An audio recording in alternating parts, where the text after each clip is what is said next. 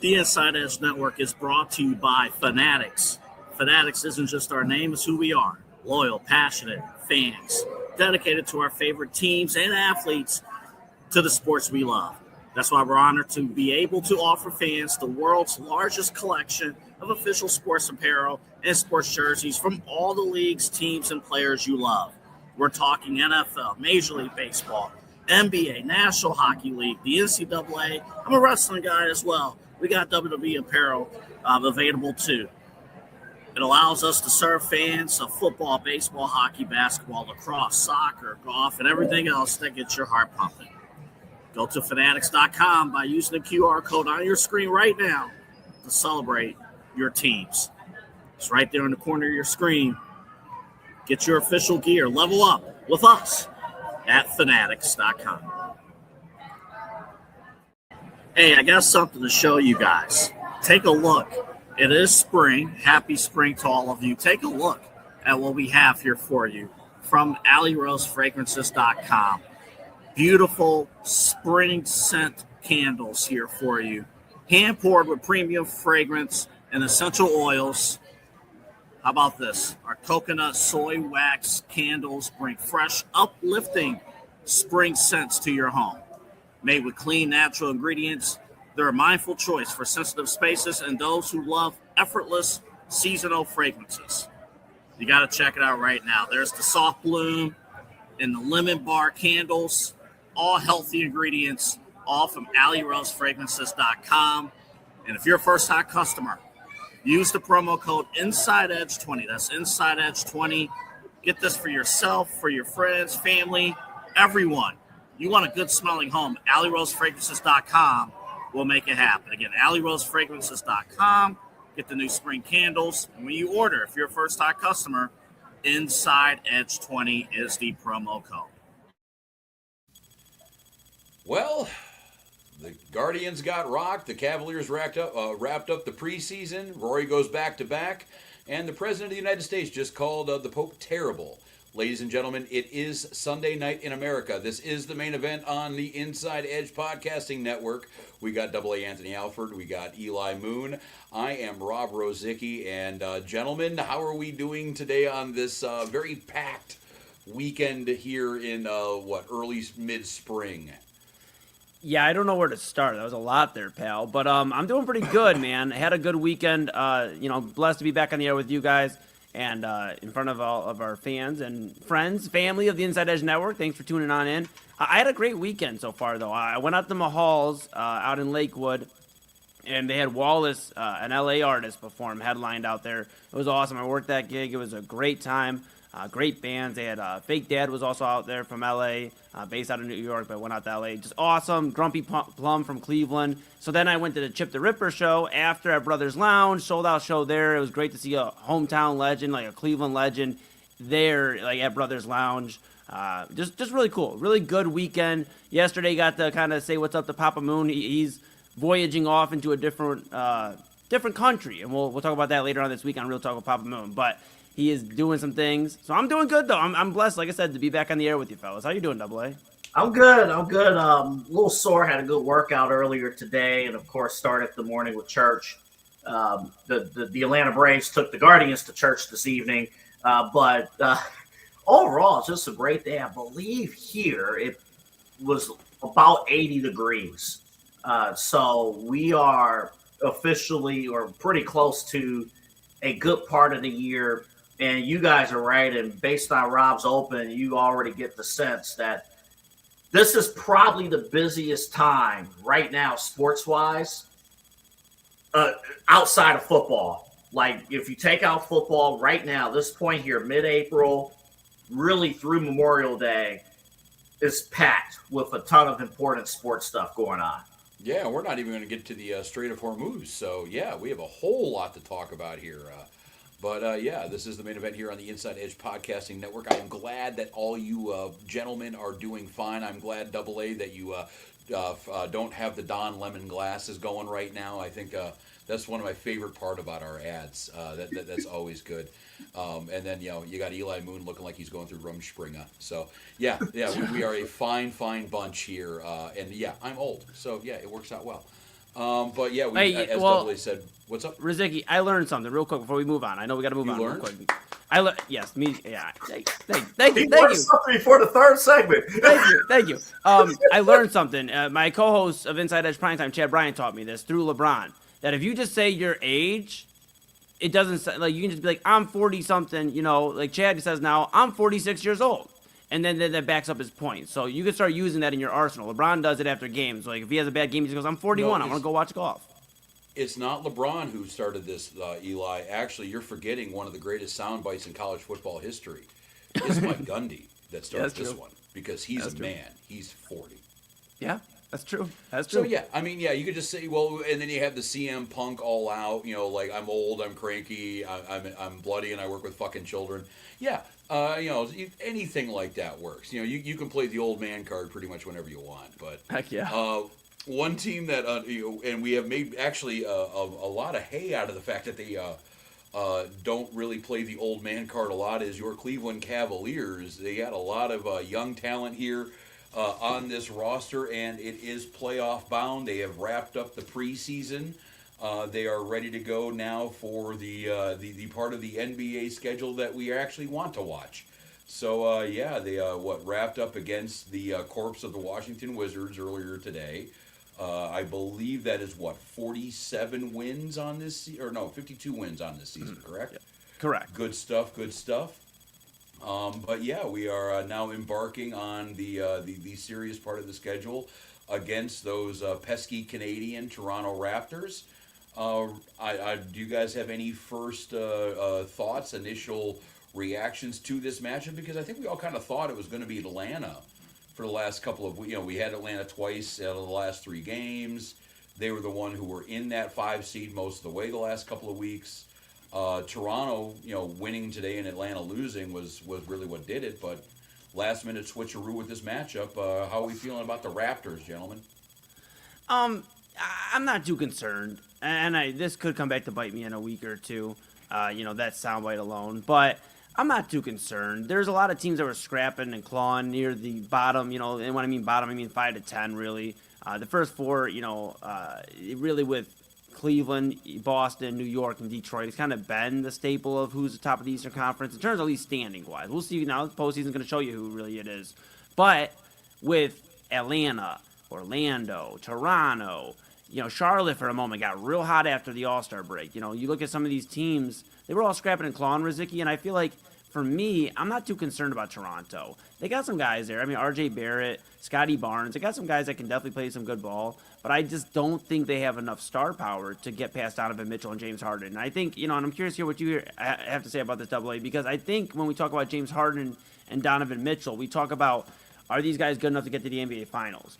It would be such an indictment on both of their postseason careers if they were to lose a first-round matchup to Toronto. So I just can't buy that this series goes 6 or 7 games. I think this is the 5-game gentleman's sweep, and the Cavs take care of business. I really feel good about how this James Harden-Donovan Mitchell duo is going to go into the postseason. We've talked about it for the last month and a half. Now we get to see what everybody's been waiting for. The show begins, you know. It's like this is the time. So, I mean, that's my take on it. Well, I want to give props to PJ Ziegler of Fox 8 for reminding us on Twitter that the Raptors were 3-0 against the Cavaliers, but in this regular season, but it was within the first month of the season. So at that, a completely different team. Darius Garland, Donovan Mitchell, Cavaliers, and who knows what the injury status of those games were even back then. So they have not seen James Harden with the Cavs. And I think that's going to be the big thing with this matchup. Mentally, I was preparing for Atlanta, mentally, especially those, you know, the couple of battles, particularly the Wednesday game last week.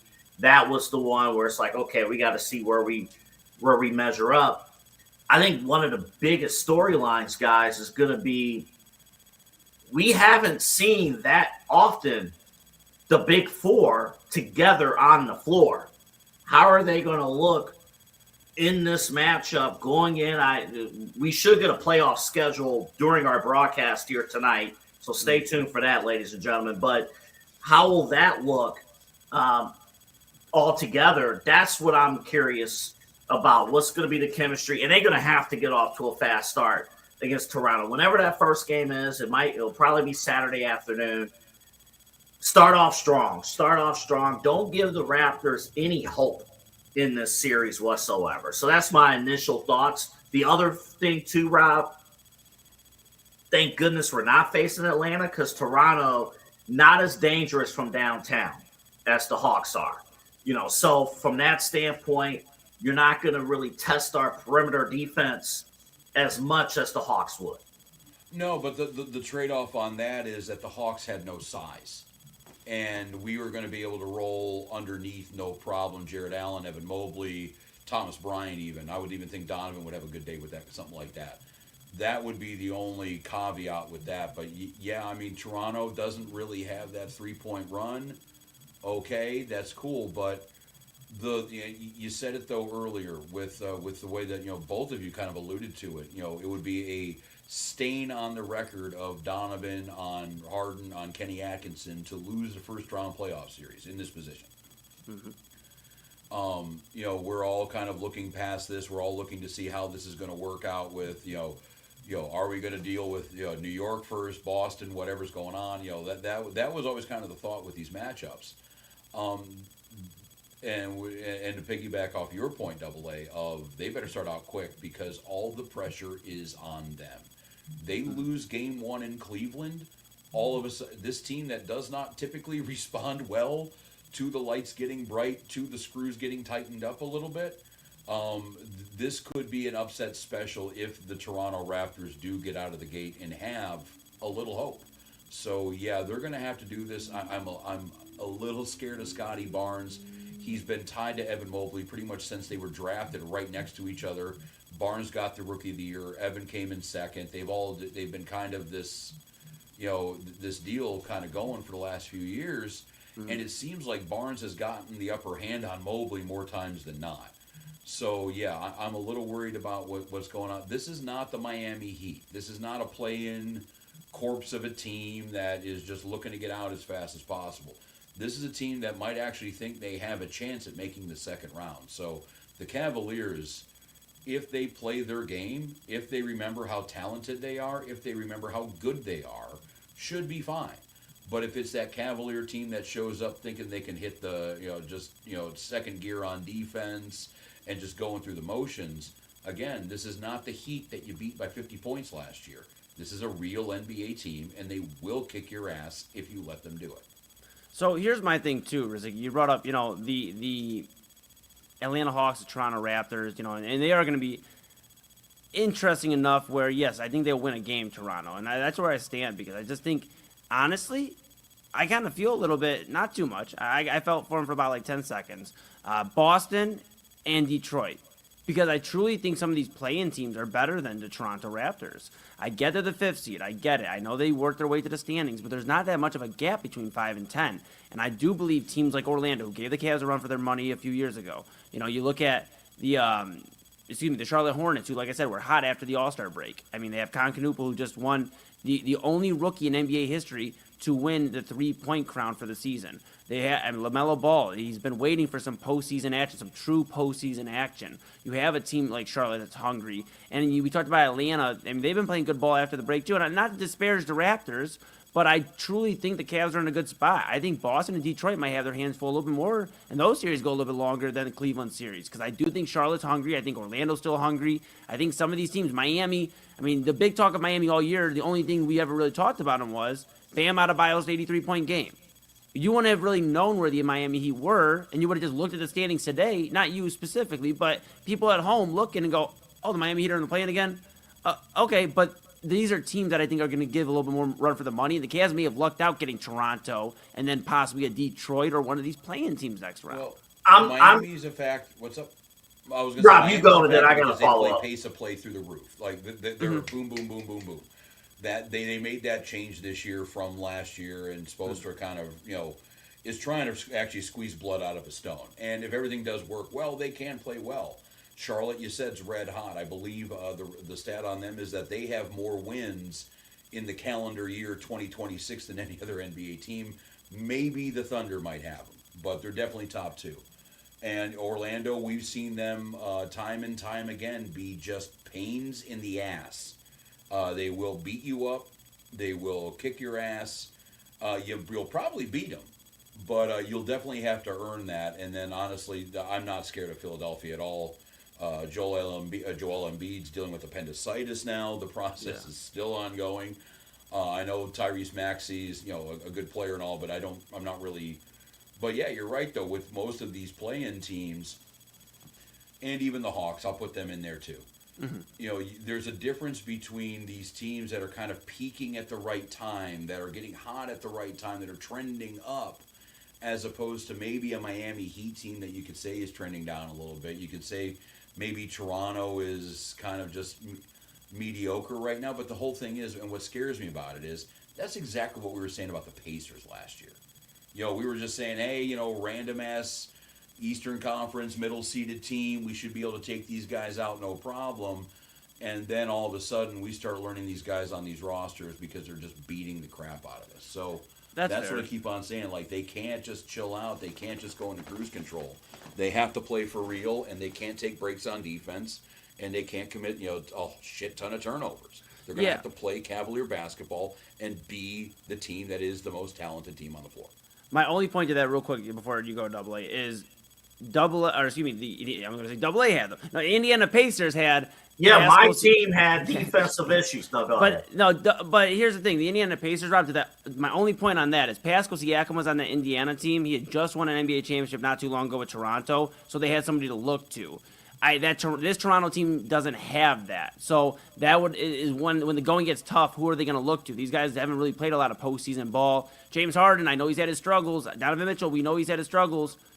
They have a lot of postseason experience. And even the guys that didn't have a ton of postseason experience 4 or 5 years ago, Jared Allen, he has some experience now. Evan Mobley has experience. So that's where I feel. I get they haven't won a title. Like I just referenced Pascal Siakam, but they have a little bit more experience than this Toronto team. Yeah, that's what I feel, Double A. I will push back a little bit on the Cavs' outlook versus compared to the Pistons, Knicks, and Celtics, because unfortunately the Cavs' defense is going to give any team an opportunity. I have to trust that what Kenny Atkinson mentioned after a game on a Tuesday night, now it slips my mind who they were facing that night. I think it was Orlando. What? And they won that game, but Kenny Atkinson called out their defensive effort, saying if you're not going to lock in defensively, like it's a choice. If this team's not going to lock in defensively, any team that they face, including Toronto, has a legitimate opportunity to win that game. And defensively, if Toronto takes any of the first 2 games in this first round series, I'm not going to be a happy camper, because that tells me that defensively they're not on their game, Cleveland, and they're going to be out of sorts and kind of reaching, and that's where they have gotten in trouble in the past in the playoffs. Defensively, they must come through and provide effort all 48 minutes. That's the frustrating thing about this team, is that, and it's been all year, and hopefully we can just, if the Cavaliers, do play well and everything like that, we can write it off to just the regular season being the regular season. But this team is woefully inconsistent. We've seen the defense show up here and there. That's been the irritating thing, is that we can look at these guys, understanding that Mitchell and Harden will never be known as defensive first guards. But we can look at these guys and say, we know you're talented enough to play good team defense. We know you're good enough and talented enough and smart enough, and people like you. But we know that you're good enough to not turn the ball over 15 to 20 times a game. But it happens. It seems like they just kind of show up and take the break that day. Now, hopefully, when we're talking about the NBA playoffs and we're talking about the thing that humiliated these guys last year and the year before on a very public stage, hopefully they'll be taking this a little bit more seriously. Hopefully they'll be throwing a little bit more mental energy at this. But that's the frustrating thing, is that we know they're talented enough. It's just getting their shit together. Yeah, and I completely understand where you're both coming from. The defensive side of the ball is going to be a big question. I do think the Cavs did a better job of addressing the bigs when it came to, okay, how are they going to be a tougher-minded, stronger-minded team defensively in the postseason? They have Thomas Bryant, who's been looking very sharp, I feel like, off the bench for the Cavaliers, providing valuable minutes. Naquan Tomlin, who the Cavs obviously brought into the full fold here for the Cavs, the second unit, the Cavs second unit. He's been very good and bringing a youthfulness. He reminds me, in a way, not completely, but when J.J. Hickson was running with those Cavs, those LeBron teams early on, Naquan Tomlin gives me the vibes of J.J. Hickson, and that's a good thing because I love J.J. Hickson, man. He was slamming down, just creating that youthful energy, and you're going to need stuff like that. So that's what Tomlin's going to bring, and you're going to have Thomas Bryant, who was a menace for the Pacers against this Cavs team. Not the same team, but the Cavaliers last postseason. He's now in wine and gold, and he's going to be creating some valuable moments, I feel like, for this Cavaliers team. Now, it's going to come down to really the bigs. We can talk about Harden, we can talk about Mitchell. They're going to do their thing. I mean, we expect 25, 30 from one of them at least in these games. Harden to have 8, 9 assists. But we talked the last month or two really about the importance of the bigs, and I think primarily Jared Allen. Because we can try to force Evan Mobley to be the star that we all want him to be, the third overall pick. We want him to be the next coming of, we want him to be what San Antonio has in Victor Wembanyama. And it's not going to happen. I'm here to tell you it's not going to happen. But what we can have is somebody that's going to pick and choose his shots, have an ability to impact the offense and still be, a former defensive player of the year, somebody who's going to stand strong defensively. But it really does, to go to Jared Allen here, it's going to start with him and it's going to end with him. If he gets going early, like you said, Double A, it's going to, and Rob, you mentioned the pace of play for Toronto. If Jared Allen is getting the ball in his hands early, slamming it down, doing some quick baskets, that's going to be really good for the Cavaliers because he's going to get his momentum going early and often. And I think Toronto doesn't really stand too much of a chance down low in the paint. They have guys, I know Jakob Poeltl and some others, they don't really stand too much of a chance. We talk about momentum in the postseason. This is a series where I do believe this is going to be a momentum-building series for the Cavaliers, while other teams are playing 6 or 7 game series. I think they're done in 5, and they're moving on to the next round, and they're looking at Detroit and JB Bickerstaff. I truly, that's how I feel, fellas. I feel good about it, though. I feel good. It's an expectation, right? What's up? Like, that's the expectation, is to get through this first round. Like, and that's why, kind of going in, it has a feel of last year's Miami series going in, but we know that it means more. We know that every game is going to be analyzed. I mean, the two most important players on this Cavs team in this playoff run, whether or not they're going all the way or they're going to fall short, is Evan Mobley and Jared Allen. Mm-hmm. Those are the two most important players on this team in terms of how far they can go. They must establish their presence in the paint. I know Evan's going to bring it defensively. They both will defensively, but particularly Evan Mobley. But offensively, they got to be a presence. And the other thing, too, and I have to proactively mention this or preactively mention this, can Jared Allen's body hold up? And also Donovan, can everybody's bodies hold up? But like Jared Allen. At least they're starting this out healthy. At least it doesn't look like that there's any nagging, bullshit kind of walking into this. So whatever they're going to be dealing with is going to be a playoff problem. But yeah, the Cavaliers, they will be dealing with the Toronto Raptors again. The second that the playoff schedule does come out, we will let you know about what is happening. The Eastern Conference matchups are finalized. I think the game in Denver just went final with San Antonio and the Nuggets. Mm-hmm. So that'll basically put the West to bed. But right now, I think the seeds are pretty much locked up right now. Anyway, you got Denver. They're going to be playing Minnesota.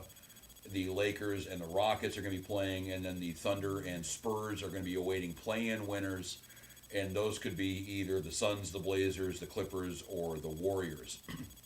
Yeah. Now, if it's a non-Cavalier thing, the one thing I'm going to keep an eye on right now, and we were talking about our playoff positioning and seeding, and do you want the 3, do you want the 4? The Nuggets or the Spurs, if they want to win the NBA title, they're probably going to have to beat one or the other and the Thunder. So you have three, I think, pretty generational teams. I would say at least two. The Thunder we can probably debate, or I'm sorry, the Nuggets we can debate on.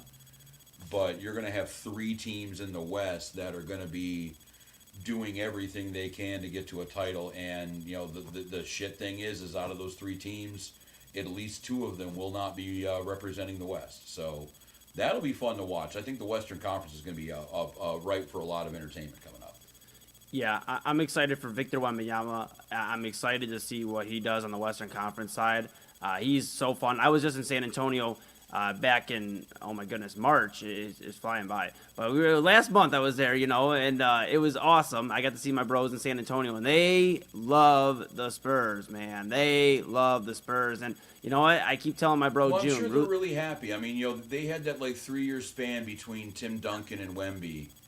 I'm sure them and Patriots fans are probably, cracking champagne bottles. Rob, right I gotta. now because Let's make sure their coach stay out of trouble, though. I got to be honest, though, guys. Like I said, I went down there, my dude June, my bro June and Devontae, and they all love the Spurs. I went out to some, different, restaurants and clubs out there, and just saw the scenery. Everybody's in a Spurs jersey. So I tell the guys, down there, I'm like, hey, hopefully it's my Cavs versus your guys' Spurs. So all love to my guys down in San Antonio, and that's what I'm watching. I'm also watching if this OKC team is healthy enough.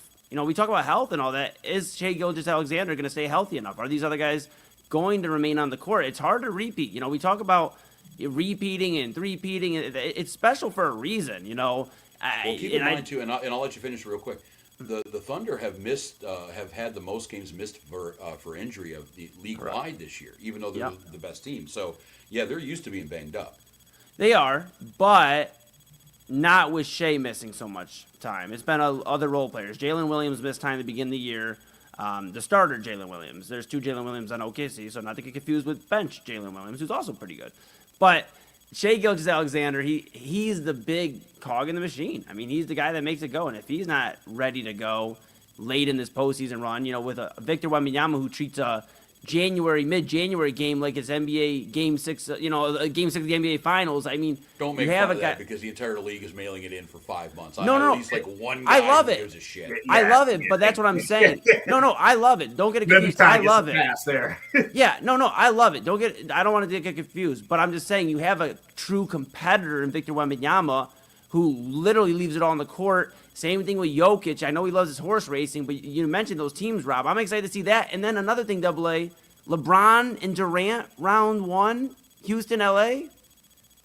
Yeah, that's going to be interesting. That's going to be fun, but that might be where the Lakers season ends. If we don't get Reeves, what's his status, and Luka, what's going on there?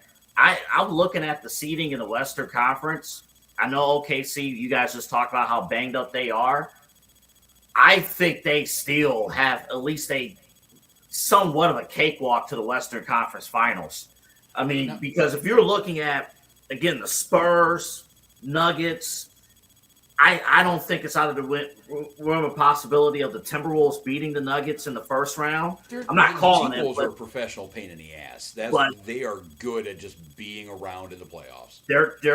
That's a tough matchup. That is a tough matchup. I expect that series to go 7 if everyone's healthy. Just early look. But that 2-3, they're going to beat each other up. San Antonio, Denver, Minnesota. I think whoever perhaps is the 7th seed is going to give San Antonio a little bit of a run. But OKC, I mean, if they're facing Portland in round 1 that's good. That should be easy. And then in round 2, look, Houston could be scary. Could be scary. But if the Lakers win that series, that'll be a quick one. So I do think OKC has enough firepower still to at least get to the conference finals. I would be more worried if OKC was a 2 seed or a 3 seed and have to face San Antonio and Denver in round 2. No, but you brought up – go ahead. Well, go ahead, Oklahoma City's playing the same game the Cavs are right now. Is like both of, assuming no upsets happen in the first round, both of these 2-3 series in each conference are going to be semifinals, are going to be shit kickers. Like you got the Celtics and the Knicks going at each other.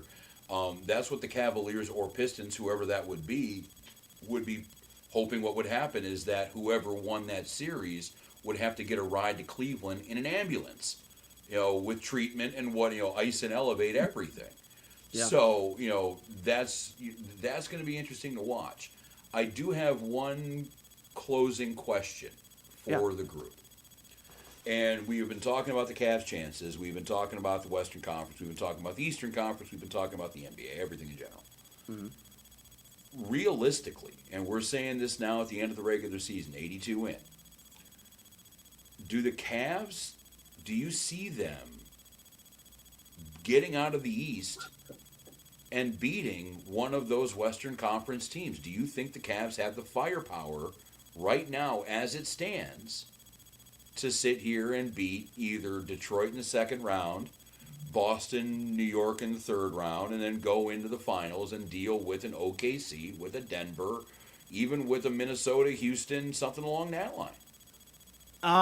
That's a pretty loaded question. I would say they definitely have a good chance to get out of the East.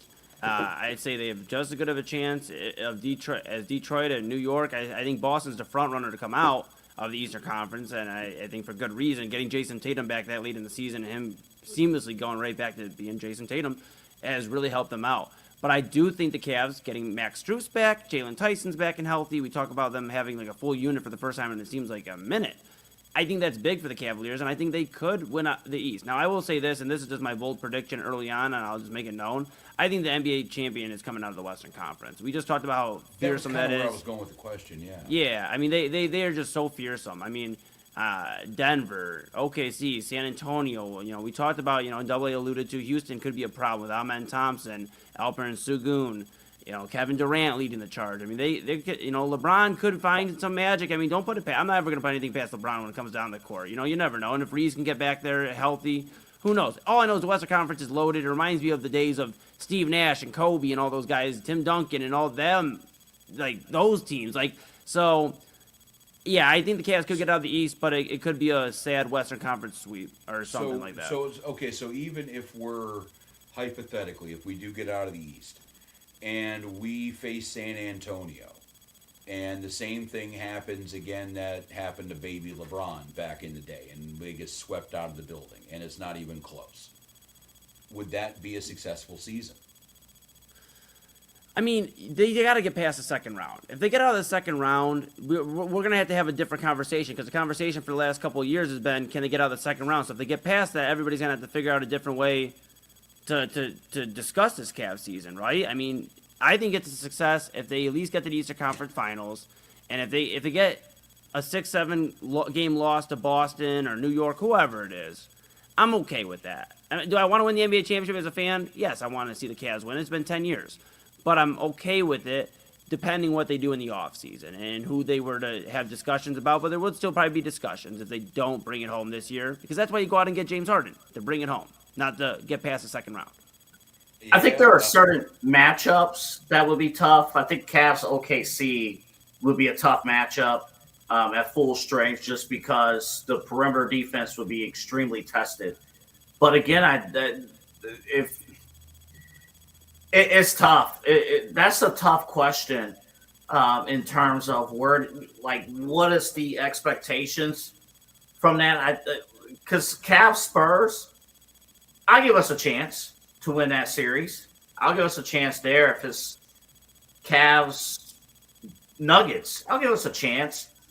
OKC is the only matchup where I'm like, that might be a little bit iffy for us. But I do think, Rob, I think it's very possible for an Eastern Conference team to beat a Western Conference team in the finals. I don't think it's that lopsided. Well, I think the talent disparity is right now, but I think that the one hope we have is that it'll be a street fight for whoever gets out of the West, and we're going to be, or whoever is representing the East would be dealing with somebody who is pretty battered and beaten. That, I think, would be the equalizer. And my only point too, Rozycki, not to interrupt, real quick. My only other thought too is, Double A, the Western Conference has guys that have been there, done that for the most part. I get Boston's been there, done that, but there's not a lot of guys in the Eastern Conference that have got to the finals, let alone win it. So I feel like that alone is enough of a separating factor. We just talked about, Jokic has a championship. Durant has a couple. OKC, the defending champions. San Antonio, I know that's the one that's not an NBA champion yet, but I think me and you just have different opinions on the Spurs AA. I think the Spurs are more of a deadly team to face, or a scarier team to face than OKC. I think they match up in the Western Conference Finals. It's a 5-6 game series. I truly think San Antonio is being slept on by you, my bro. They have such a good young core, and I think they're built longer to last than OKC. I truly do. Wembanyama, Harper, you look at Stephon Castle, you look at some of these guys they have. Bro, they are doing so well that they moved on from Devin Vassell, who was part of their young core before this young core. They are doing so well. And okay, maybe my Texas guys have got to me in terms of some Spurs. Yeah. You got some Texas barbecue. I'm just telling you. Did you get some churros? I'm just telling you. I think you're sleeping a little bit on the Spurs, bro. I think they are going to have their way with a lot of these teams in the Western Conference. Rob, you got some news.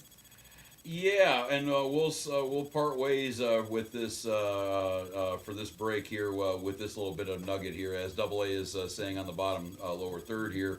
The schedule is out, and AA, I'm sure you're emailing Chad and TK to let them know they're going to be doing some post game.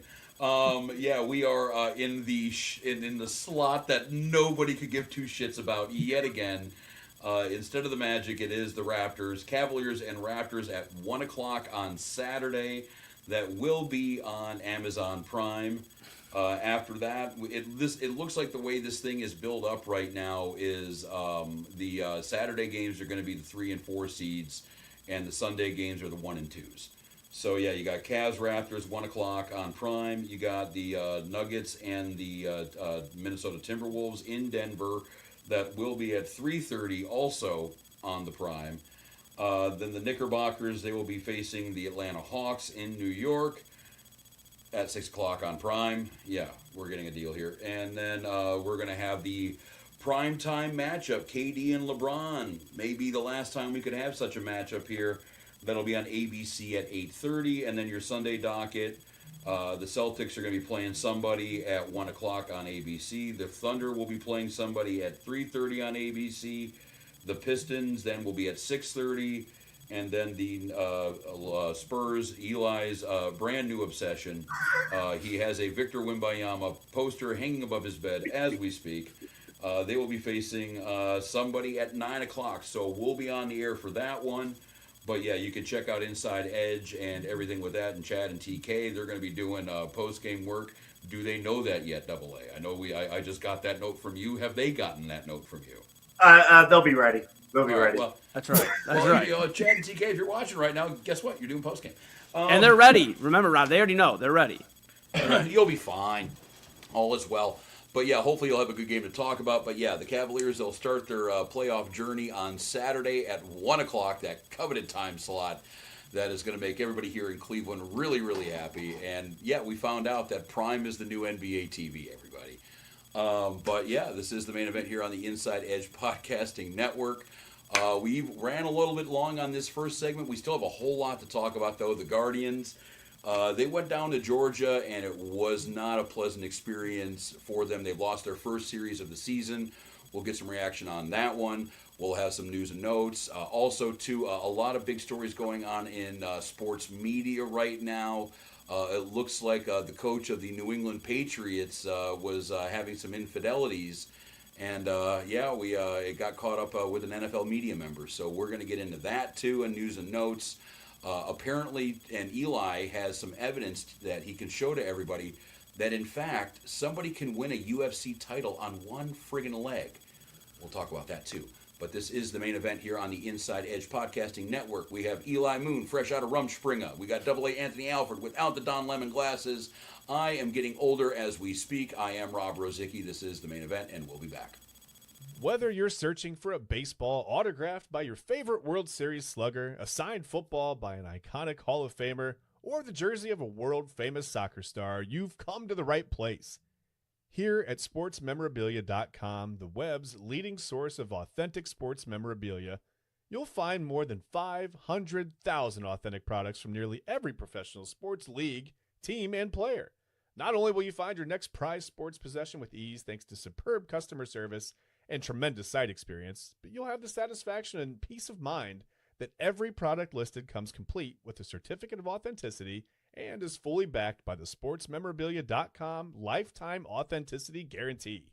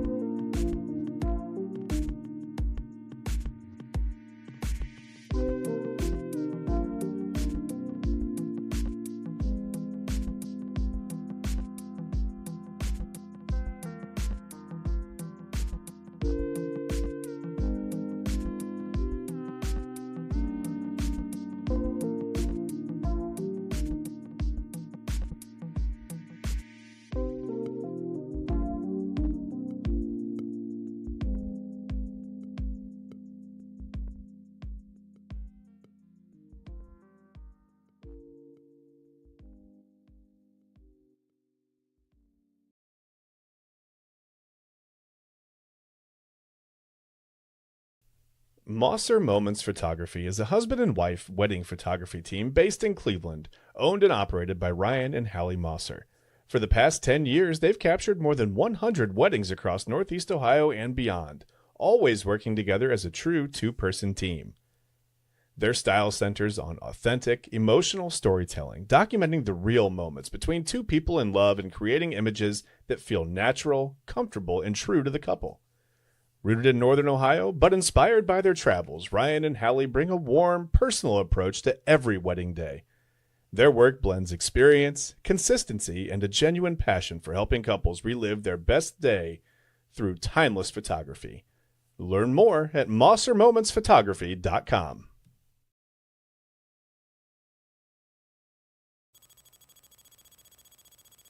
And welcome back to the main event here on the Inside Edge Podcasting Network. I am Rob Rozycki. We have Anthony Alford, Eli Moon, and we have a whole lot to talk about over the next couple of segments. Sorry about that one. Bless I need you. a cough button on my microphone, but whatever. We got a lot to talk about here. We got the Guardians. They lose their first series of the year. One thing we did not talk about was an NBA championship head coach got canned immediately following the season, and actually right after he found out he was going to be in the Hall of Fame. So weird week for this NBA head coach, and then obviously we have our news and notes coming up. But Eli, you have a few things to say about one of our fabulous sponsors. We got some candy ready. Even though I'm diabetic, I still like to hear about candy. Yes. Now, I've heard a ton about this, Robin. I wish I could say I'm the expert on candy, but I'd have to hand it off to our co-host and our bro, Double A Anthony Alford, who's literally, I think he spends all of his weekends at BA Sweeties. Is that right, Double A? You're spending your weekends at BA? You got the camping bag out there nowadays? I do, and because of how hot it is outside, I spend a ton of time at the ice cream shop there at BA Sweeties because my go-to is the milkshakes. I love milkshakes. I love, the different ice creams, the custom-made ice cream flavors that they have provided at BA Sweeties. Over 75 years of local business here in Northeast Ohio, in Cleveland, Ohio. BA Sweeties, the largest candy store in North America. Not even talking about the candy itself, because there's a ton of them. If you're in the sweets, BA Sweeties has you covered. You're in the sour candy, BA Sweeties has you covered. Jelly beans, toxic candies, all that stuff. Anything you can think of. The traditional candies, the creative custom-made flavors and candies. BA Sweeties has you covered. And don't let me stop you there. Popcorn and the different flavors of popcorn, from your traditional extra butter popcorn to the caramel popcorn, cheddar, buffalo ranch. They have a ton. One of the go-tos for a lot of kids, it's those rainbow, the different colors. Yeah. You've never sounded so old. Oh man, I used to get those. Oh man, those are fantastic. They're great. BA Sweeties, they have you covered. Interstate 480, the Ridge Road exit. Make a left on Brook Park Road. Normally, I would tell you will see a giant lollipop. We've had some storms here lately, and the giant lollipop is down. But the store is still open. So go out inside and check it out. And mention the word lollipop when you're there. If your cart is $40 or more, you get $5 off your order. It's an in-store promotion only. Mention the word lollipop at checkout. If your cart is worth $40 or more, you'll get $5 off your complete order at BA Sweeties. They have candy, they have ice cream, and pretty soon they're going to have Putt Putt Golf Land opening up very soon. So, bring yourself, bring your kids, bring your significant other, bring your friends, have a good time. Spend some time at BA Sweeties, because as soon as you walk in the door, you're going to smell candy. You're going to feel like a child again. I don't care if you're a grown adult. I don't care if you're a grandparent. You're going to feel like a child once again at BA Sweeties. Definitely check it out. Again, Interstate 480, Ridge Road exit, make a left on Brook Park Road. And you'll see the entrance past the gas station. Again, the giant lollipop. It's currently down, but it will be up soon. And you'll see it. BA Sweeties. Now, now, BA Sweeties, Cleveland legend. I'm sorry if I appeared distracted during that read. Another Cleveland legend actually distracted me. And I'm sorry to derail the show right here at the top of segment 2, because I know we got Guardians to talk about. But did a liver transplant patient last night give a chair shot at a TNA pay-per-view? Yeah, he did. Yes, he did. Okay, I'm yes, looking he at did. Kozar right now at TNA Rebellion, which honestly, I think after my my divorce here from WWE and my nothing to AEW, I might have to check these guys out. But yeah, we got Bernie Kozar throwing a chair in a match, in a finish.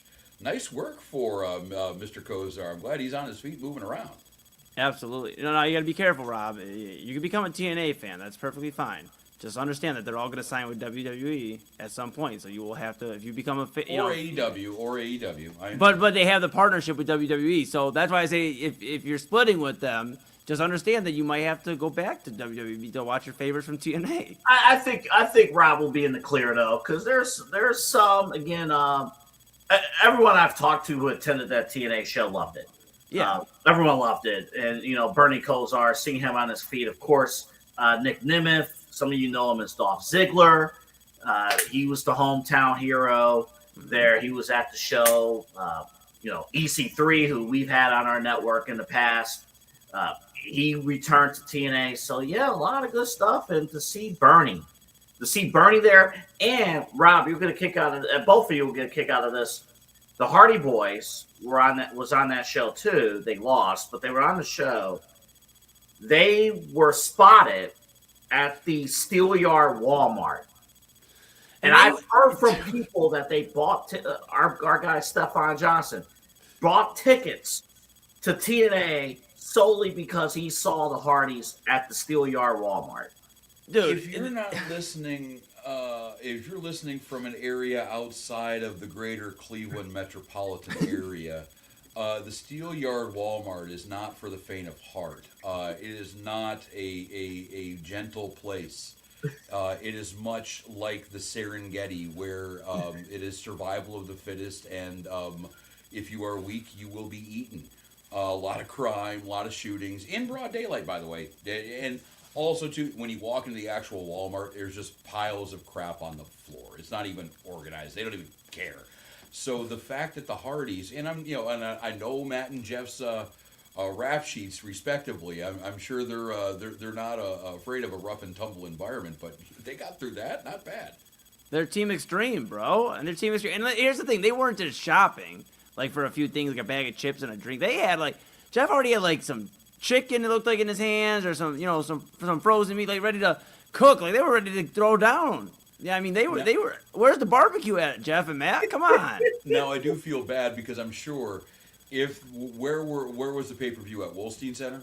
Correct. I believe, yes. Yep. So, yeah, if you're at the Wolstein Center, and I've done this not maybe specifically from there, but from downtown Cleveland, and you just Google closest Walmart to me, you will get that Steelyard Walmart. So I'm not sure they were seeking danger out. It just found them naturally. Do you think if I probably shouldn't ask, but do you think if somebody were to challenge them, in the Walmart, not knowing who they would have grabbed the table and hit a swanton? There's ladders in tables in Walmart. Listen, I don't know about that.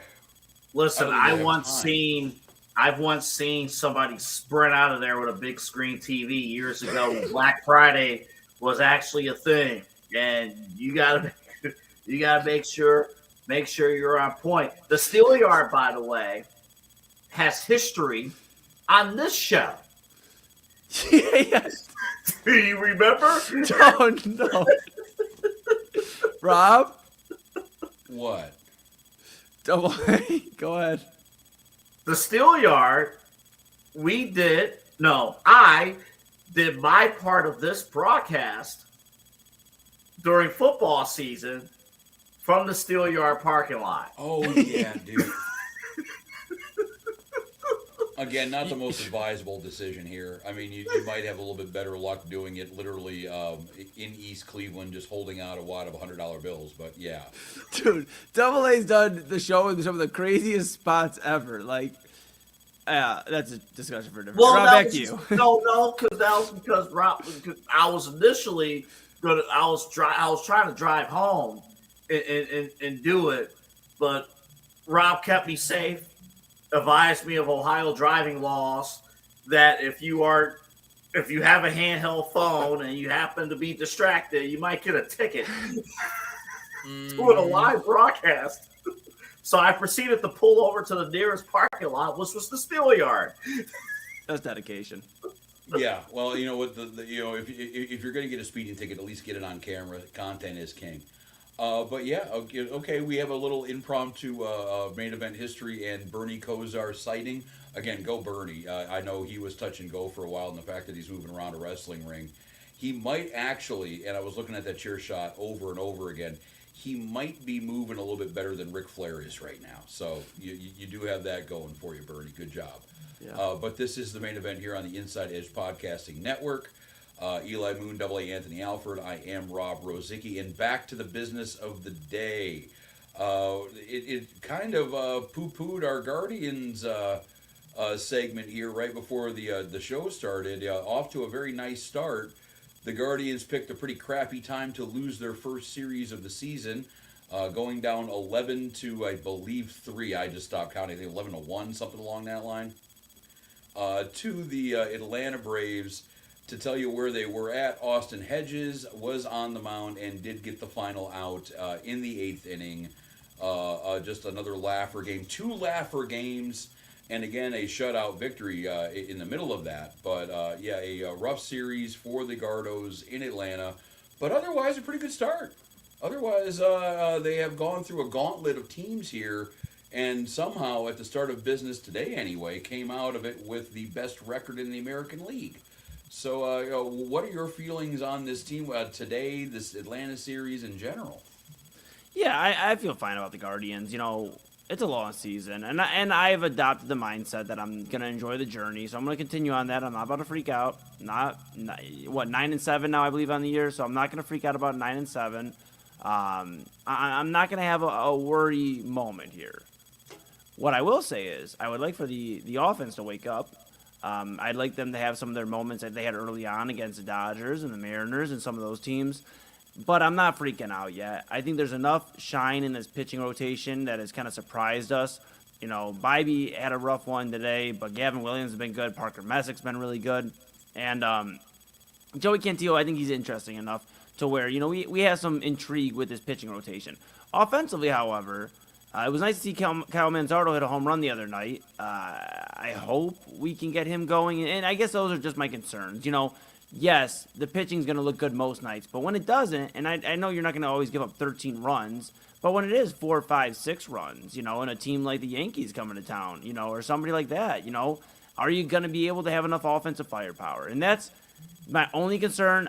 Really is the offense right now. I'm not concerned. I know Bybee got rocked today. I'm not too concerned about the pitching rotation, though. I think he'll be fine. I think he's still a sound starter. I just am concerned that the thing we talk about every offseason is the Guardians are going to add another bat, and the big bat this year was Rhys Hoskins. He's been all right. I mean, I know what I believe he homered today. Yeah, so, he was responsible for the 1 run today. Right. Mm-hmm. So, I mean, he's been all right, but it's just Double A, Rob. I just feel like it's tough to beat good teams when you're hoping your 6, 7, and 8 guys will just get on base. Not hit a double, not bring somebody in, just get on base. And that's been the biggest thing. So that's what I learned from this Brave series. And I got St. Louis up next, so another NL team, you know, we'll kind of see how they fare against them. And this is where this tough schedule really kind of exposes, like, okay, if your offense can't come through, it's going to be a little bit painful. In particular to tonight's game, there's a deeper discussion about Tanner Bybee that is premature on April 12th, but we had discussions during the pre-show about him. But defensively tonight, there were a few instances where, you know, the infield and particularly the outfield, you know, let the Guardians down and let Bobby down. So there were a few moments there where the game tonight got out of hand. But yeah, Eli, you're spot on about the offense. Can those bats on a day in, day out, basis get going? They are this year getting timely hits, right? So, last Sunday, game 2 against or game 2 of the Sunday doubleheader against the Cubs. Last Sunday, it was the 6th inning when things got going for the Guardians offensively. But it's just, man, you're just begging on a night in, night out basis. I know we kind of joked about it, but can we get a game, can we get consistent games where we have 4 or 5 runs and you're not really sweating? That's on the wish list. But guys, we know with the understanding that this schedule is nuts right now. So you just take whatever you can get. Kansas City was a little bit of a series off comparatively, and I think St. Louis will be about the same. And we'll get to the offense in a couple of seconds. The pitching staff, though, I think the pitching staff has done its job pretty much throughout its whole, it's given this team pretty much a chance to win almost every day. Game 2 against Seattle was 8-0. The first game against Atlanta was pretty much over before it started, and this one. Those are pretty much the only 3 games that were dead and buried out of the season so far. The problem is, though, it seems like some of these games that they're dead and buried in a lot are Tanner Bybee joint productions here. 4 2/3 today. He has not gotten through the 5th inning yet. He has 5 innings. He hasn't gotten to the 6th inning yet this season yet. He is 3-1 when it comes down to strikeouts to walks. I think 18 strikeouts to 6 walks. ERA over 6 1/3, I think. Mm-hmm. This is the guy you paid. This is the dude who is making veteran money right now on this staff. I think him and Sean Armstrong in the bullpen, and that's it. Mm-hmm. This is the dude who has, and that money at least tells me that you were counted on to be a top of the rotation pitcher. And I understand, yes, it's 3-4 starts. We're in the embryonic stage of this season here. But you had some consistency issues last year after you signed the contract. It wasn't exactly your greatest year. You've actually trended down now for a couple years, even from that breakout rookie year you had a couple years ago. Tanner Bybee is the one that really is concerning. And, yeah, obviously you're going to have a starter on every team that you may not trust, but that starter is typically not your number one guy. Mm-hmm. And, yeah, that might open the door to a dude, like a Gavin Williams, who's kind of more of a classical 7-8 inning guy and just, kind of dominate the other competition. So, it might be him. It could be Parker Messick. Somebody's going to have to take the top of this rotation because Bybee right now isn't cutting it. Yeah, and I guess my thing, too, is we got to keep in mind the inflammation he had after his opening start. I don't know if, and I'm not saying, I'm not speculating. I try not to speculate here, but I think it is at least worth thinking about, hey, he did leave his first start, with inflammation in, I believe, his shoulder, right? Inflammation in his shoulder. I believe so. Yeah. So yeah, in the 6th inning of opening day. Right. So and he has pitched, I believe, 2 starts since then. But you notice he didn't go to the injured list, and I just wonder if it is bothering him a little bit more, and I'm not saying that's the full excuse. You get rocked like this, there's probably other questions besides if you have inflammation in your shoulder, but that can be a lingering issue. And, we talked about it on Primetime, Chad and I, and we talked about, could this be something that could bother him long term? I wonder if it makes sense, with the Guardians, with having Parker Messick having a really strong start to the year, having some of these guys that have looked good, Gavin Williams, some of these other guys. I wonder if they could get away with maybe having Bybee sit out, for a start or two and just rest up if he is bothering inflammation. I know it's early in the season, but I'd rather address it early, especially if the Guardians are playing better than most expected. We had a conversation last week about would you have expected this with the schedule, and not a lot of people would have. So I think maybe see what's going on. Check that shoulder out again to see if something's going on, because I think I get he had a rough year last year, not as good as his rookie year, Rob, But I don't think this is the kind of pitcher he is. I think he is a better pitcher than what he's showing right now. And I wonder if some of it is, a lingering, or nagging injury health-wise. If the injury is the case, and he is with this soreness, with this stiffness, whatever we want to call it here. Yeah. If he's a 6 ERA pitcher, then he needs to go on the IL. I mean, we're not talking about a guy at the end of October trying to gut through a playoff start. We're talking about the beginning of the season here. Yeah. And they need to shelve him. If they do not shelve him, I must assume that he is healthy and he is ready to go. But I will entertain that idea. But yeah, it's either way though. This team is going to have no margin of error. I think we can all kind of agree on that. Bad defense, bad at bats. You can't be doing that kind of stuff. Base running mistakes. You have to play pretty much perfect baseball to have a chance, and that's what goes down to these sharp games. That's what goes down to these very, very close white knuckle affairs. Actually, the shutout win they had yesterday was the first win they had all season that was not a save situation. Even though Kansas City ended up being 10-2, it was technically 5-3 when Matt Festa came in the 8th inning, and they dropped a 5-run 8th. So he got a save for that game. So everything's been close. And they're going to have, pretty much close to perfect starting pitching, bullpen, everything like that. Because, this offense right now is sputtering. And I think the troubling part of that is we all kind of expected it to. This is nobody really surprised right now. I think we might be surprised with some of the bats who are hot right now. If you look at a DeLauder, if you look at a Juan Brito, getting down. Austin Hedges. Daniel Schneem is not having a bad start to the season.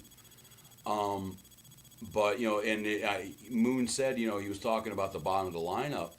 I disagree a little bit. I think the bottom of the lineup's actually been holding up their end of the bargain. You throw Angel in there too, a little bit of Rocchio. It's these black holes you have at cleanup with Manzardo, with Bo Naylor hitting 5 or 6 depending on the day. Yeah, Hoskins has been okay. Fry has been off to a slow start too. And Jose Ramirez has not gotten off to the greatest of starts. So, when your 3, 4, 5, 6 hitters aren't doing much, that's how you get one run in a game. Yeah, I get what you're saying there, Rozycki, but also at the same point in time, Angel Martinez was also moved up in the lineup because he started producing well, and there was a question, before Gabriel Arias went to the IL about, him and Rocchio. Where do you even put those two in the lineup? And yes, Rocchio's been batting a little bit better recently. I still don't think he's a super great hitter. I mean, I don't think anybody's going to argue me there, but I think they lucked out. I know Juan Brito went 0 for 4 today, but he's been batting decently well since he's come up. They lucked into that. They still know in their back pocket is Travis Bazzana. If he can get on a good stretch there in Columbus, they have opportunities. I just think I think we're kind of saying the same thing. When you get past Jose Ramirez and you get past DeLauder when he's longer in the lineup, that's why they moved him down in the lineup to try to get some pop there. But when you get past those guys, batting 2 today. Right, but the other, I believe yesterday he was 6th or 5th or 6th in the lineup. I think it's a matchup thing. I think when they're facing a lefty, he's hitting 2. When they're facing a righty, he's hitting 5 or 6. Yeah, it's interesting, where they're placing. But I also wonder if some of that too, Rob, is if they're just trying to create some spark, because we're saying where really you get past that 4 or 5, and there's just it stops. It's not even just a matter of they're not bringing the runs home. No, they aren't even getting a walk. It's getting to the point where.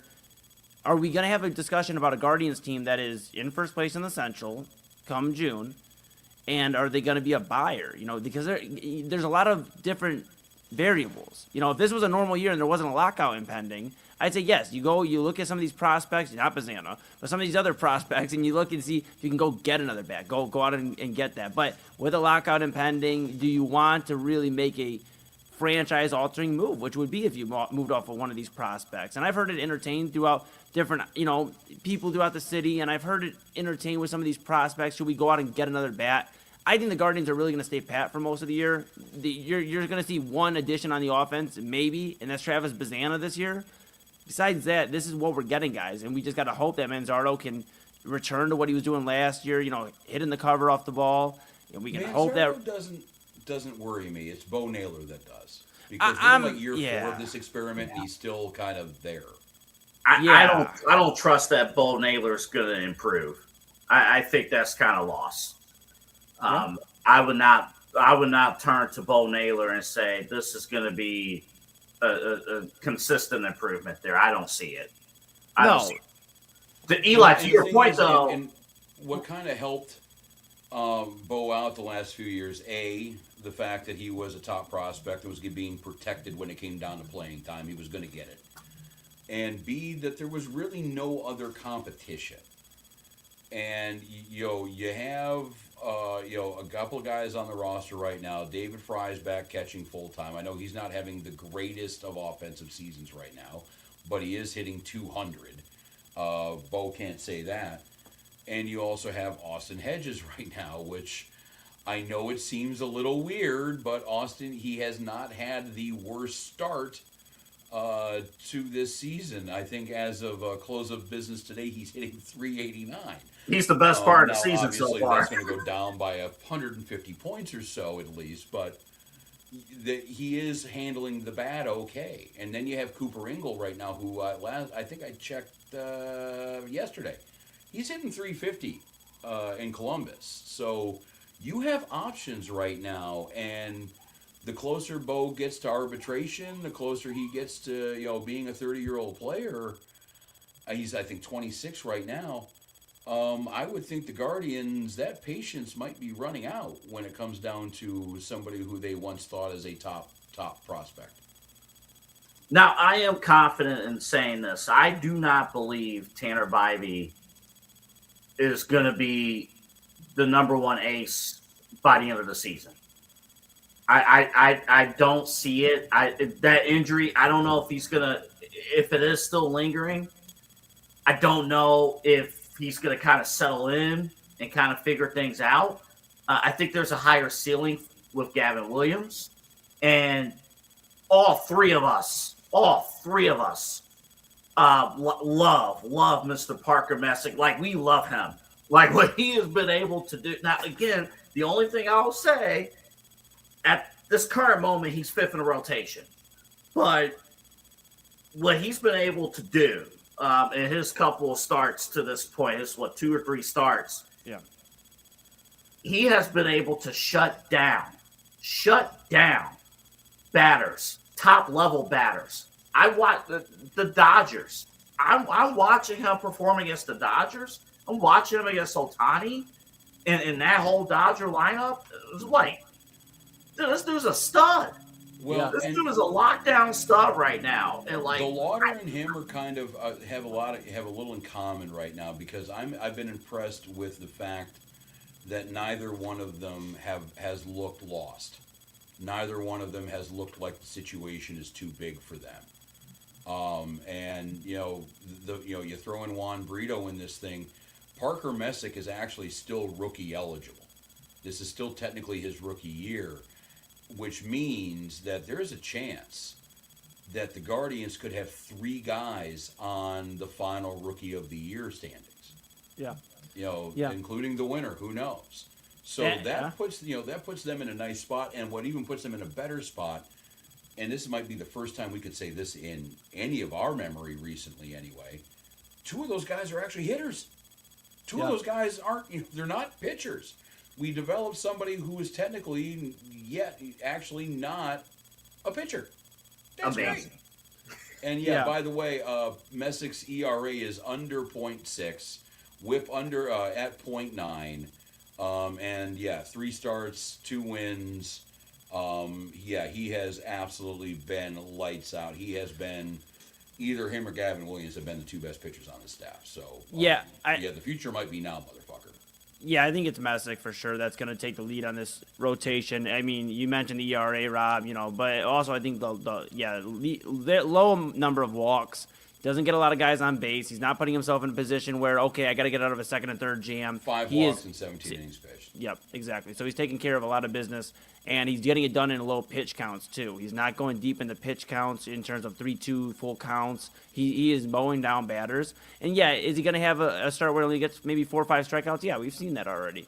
But still, I'll take 6 innings strong, a win, and the Guardians, take a 2-0 victory, because that's what, like we keep talking about, get used to it. You're not going to see a lot of 8-0 victories. You're going to see a lot of 2-0, or, if you get a shutout. So, that's where I'm at with Messick. I feel like he, Double A, I understand he's fifth in the rotation right now. All it takes is him having to move a star where he gets a shorter day, maybe a day less of rest, and he moves up. They just have to maneuver it around.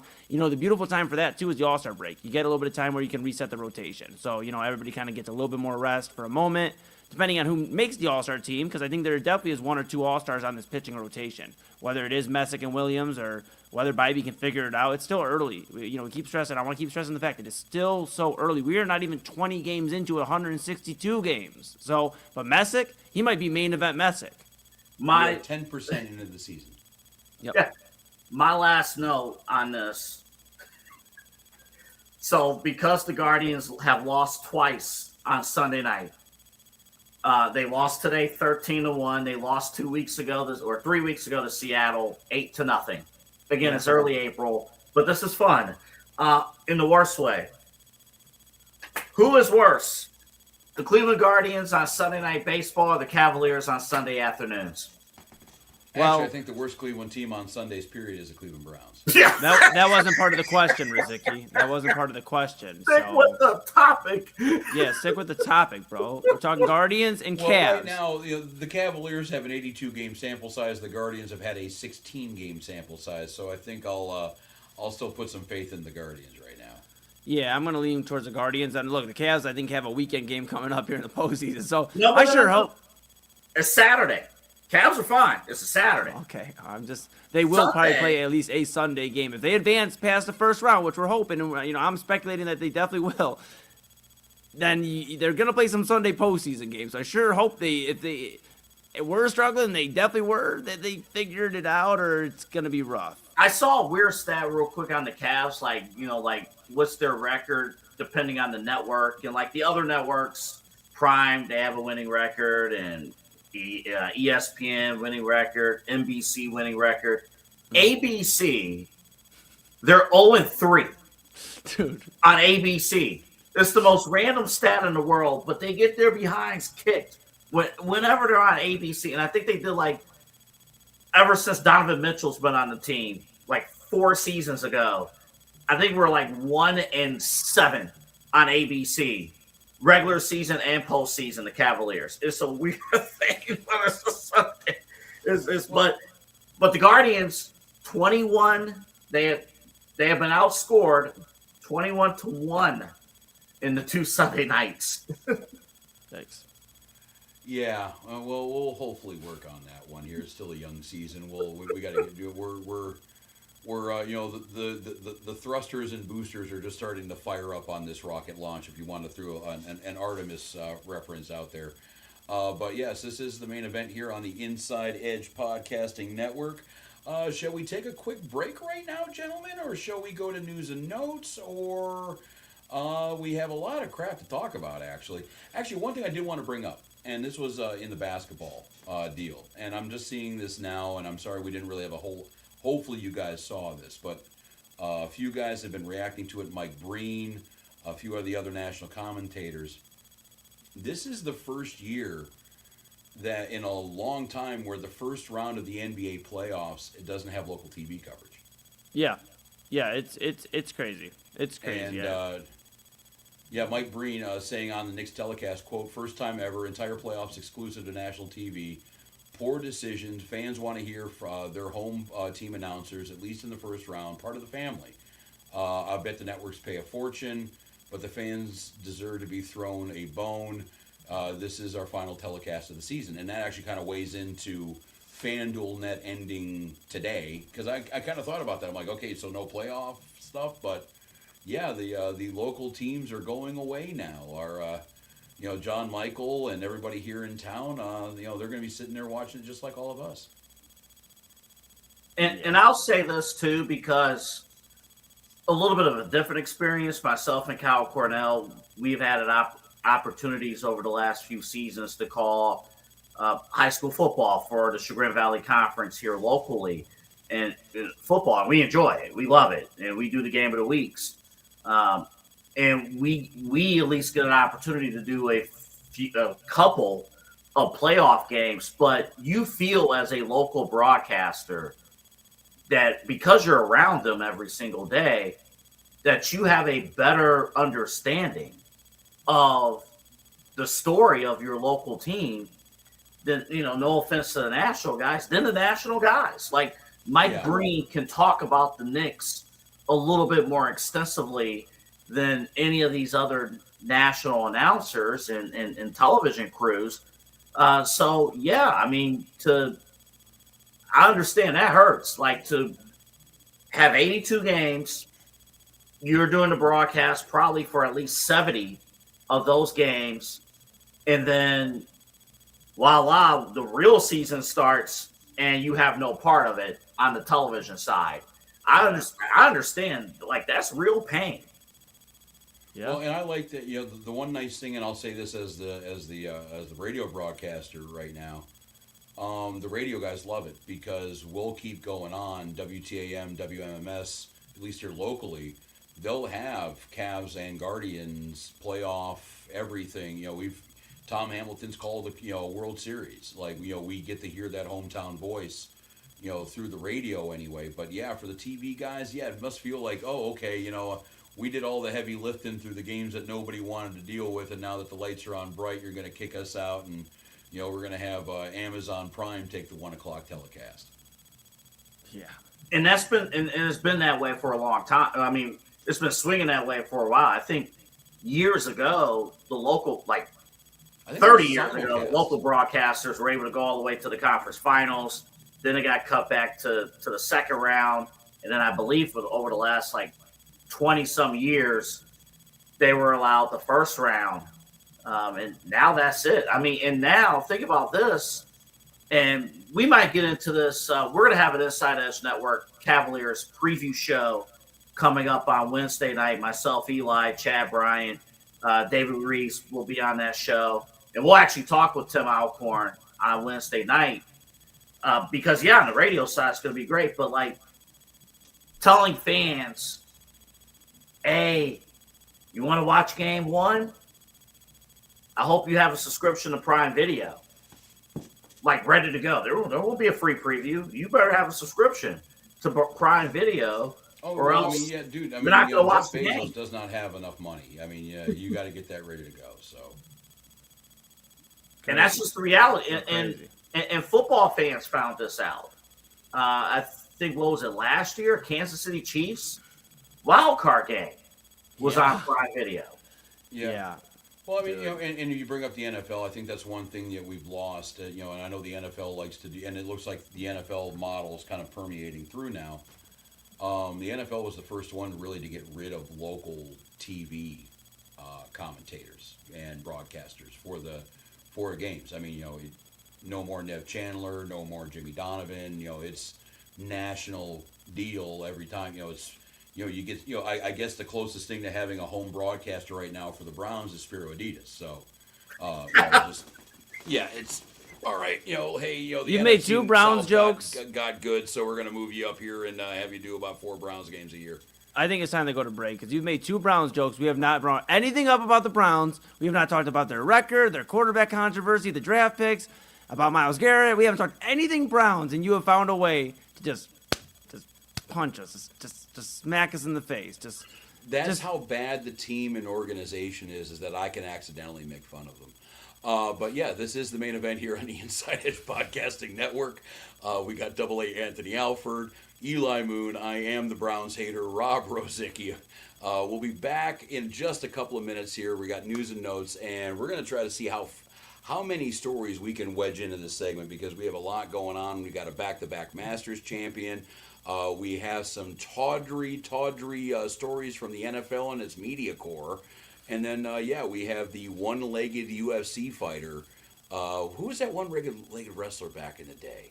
Oh, my goodness. I'll look it up during the break. You put me on the spot. I'll look it up. Yeah. But he actually, unlike the wrestler, he won a title. Zach Gowen, I think that was the guy. Zach Gowen, there it is. Oh, you guys are thinking WWE. I'm thinking, so respect to Zach Gowen, but I'm looking it up during the break. I cannot think, but there was an NCAA wrestler that also wrestled with one leg. And he was he had no legs. Right. I think, there was one there. He had. So, all right, your turn. But I'm looking at a Ric Flair promo after WrestleMania 8 right now. So we're going to take a quick break. I'll enjoy that, and we'll reconvene and talk about, all of the craziness that has been happening in the world of sports over the past 7 days.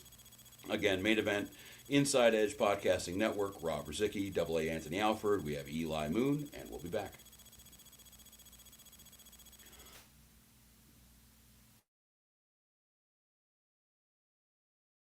Clean energy, bold flavors, no jitters. See why people won't shut up about Dubby. Clean energy, no jitters or crash. Helps you lock in and focus. Over 15 absolute fire flavors to choose from. Visit Dubby.gg and use promo code InsideEdge10.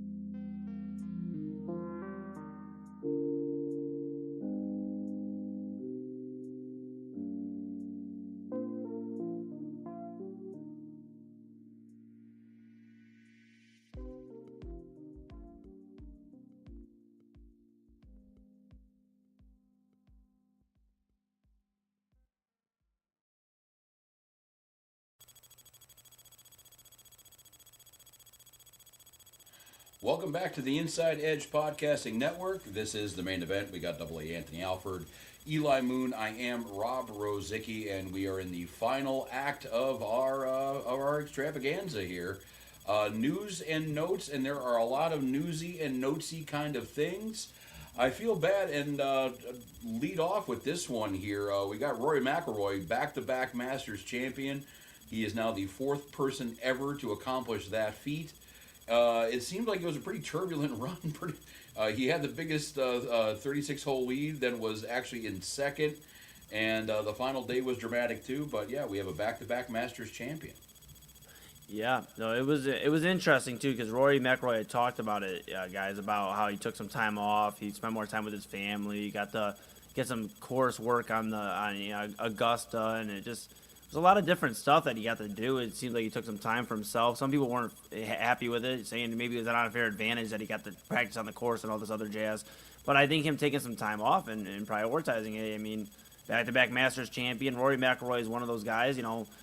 He's established himself as one of the, I don't know about all-time greats, but at least in the last 20, 25 years or so, he's definitely one of those guys that you think of when you think of golf. Behind Tiger Woods, behind Phil Mickelson, all those guys. But you think of Rory McIlroy, and it's pretty cool. Good to see him win. I mean, back-to-back, that's history. So pretty cool to see. Yeah, and I thought this was going to be a runaway victory for him. He had, after Friday, the largest Masters lead after 36 holes, and then that got collapsed pretty good. So it was really a pretty tough leaderboard on Masters Sunday, which, hey, every fan wants that on Masters Sunday, like have it come down to the wire. But it always seemed like as long as McIlroy can handle business and not getting anything crazy, he was going to take this. And yeah, good for him. I mean, we were talking about in years past, can he be considered one of the all-time greats? At least he can get to that Phil Mickelson category. So he can at least get, obviously, a long way to go before you get to Tiger and the greats. But having a back-to-back Masters championship, back-to-back, hasn't happened since Tiger, to do that, that's how you put yourself in that class. And at least in 2026, guys, when you talk about who is one of the elite golfers in the sport, who do you turn to? What's a name that could pop in? And you can't say Tiger Woods. Oh, Roy McIlroy, like it's that. Either Roy or Scheffler. I think would be the two, and they both factored into it. My thing with Rory, and I like him. I think he's fun to watch. I think he's a good representative of the sport. He's polarizing, and I think he's going to be. I would love to. I think Alan Shipnuck, the guy who did the author who did the book on Phil Mickelson, he's writing one on Rory, and I'm kind of curious to see what that's like because, he's known for being cantankerous. He's known for not being the nicest, cuddly guy on the course anymore. But remember, he was the dude that was capping for the PGA when the whole Live Golf War was happening. And he was the one who was really going to bat. And subsequently, he was the one that really did look stupid when the PGA kind of, bowed their sword down a little bit and kind of started working with the Live Golf Tour. So there's a reason why I think Rory might have a little bit more baggage than your other, typical golfer. So I'd be kind of curious to see that one. But, he's cementing a legacy and he's cementing a resume that's going to put him up there with maybe not Tiger yet. Tiger is a whole different stratosphere. That's comparing, a normal NBA superstar to Michael Jordan. Like that's you got a little bit of way to go. Yeah. But he is definitely entering that deal with maybe a Gary Player, maybe, Arnold Palmer from back in the day. I know Palmer still has a few more majors and everything, but, when he is kind of on that second tier of great players, other than maybe Jack and, and Tiger and maybe Sam Snead and all those guys back in the day. But, yeah, he's definitely there. And like it or not, he's going to be around for a while. And to the stuff about the whole playing the course and having the advantage, how many Masters champions have had that same advantage and not gone back to back? Or even not even gone back to back, but, several, normally under that logic, if you win the Masters, you should be in the top 5 for the rest of your career if you have access to the course. So only 4 times back to back. That's the only time, apparently only 4 people that advantage worked for. So, yeah, I'm not really hearing too much, I don't want to hear too much hate on Rory. Yeah, I mean, but he definitely has his own. The thing is, he's not as relatable as some of these other guys we've mentioned. With golf, and Scotty Scheffler is the name that comes to mind. There was a once upon a time where Jordan Spieth was supposed to be the next big thing in golf, and then he wasn't. I mean, but a few names, to Double A's point, has passed Rory McIlroy by as like the next big rave, in golf. And I think Scotty Scheffler. I think golf fans, and people that want to get into golf are looking for somebody that's relatable. I'm going to be real. I am not the best golfer. In fact, I'm probably one of the worst golfers. I'm a good mini golfer, but when we get to the real thing. But what I will say is, I'll see you at Sweeties, buddy. Top golf day. We don't need to be on a real course and be a danger to others. But hey, I'll see y'all at Sweeties doing putt season. We'll test their theory. Oh, I'll see you, pal. No, for real. But I think it's interesting. I think golf fans and people that are trying to get into golf are looking for somebody relatable because it is a sport that you can go and maybe not great, but you go with your buddies, you have a few beers, you drive around on the course, you hit the golf ball a few times, and that's it. And Rory McIlroy is like not respectfully, he's great, but he's not relatable in terms of, who else is catching a private jet, going to private, lessons, all this other stuff to get ready for it. I get you have the money, but you see Scotty Scheffler, who just feels like he's like a bro you'd kick it with on Saturday night. You know why? And why? Rory needs to do one thing. Oh no! He needs to win a tournament, and with one of those rounds starting in a day, on a day that he began in a holding cell. That's the most relatable thing Scotty Scheffler has ever done. That was what a story that was. Most people know what it's like to have to deal with law enforcement. What a story that was. Maybe not on that level, but it is the Scheffler Slam. It is the gold medal, the green jacket, and the orange jumpsuit. Can you imagine, man, something bad happened to you? You're watching yourself on TV. You're watching reports about you on television while you're in jail. That would have to be surreal. It really... While you're trying to warm up for said tournament, you really hope you're still going to be in. Yeah, you're like, what's the one channel jail cell's going to have? ESPN.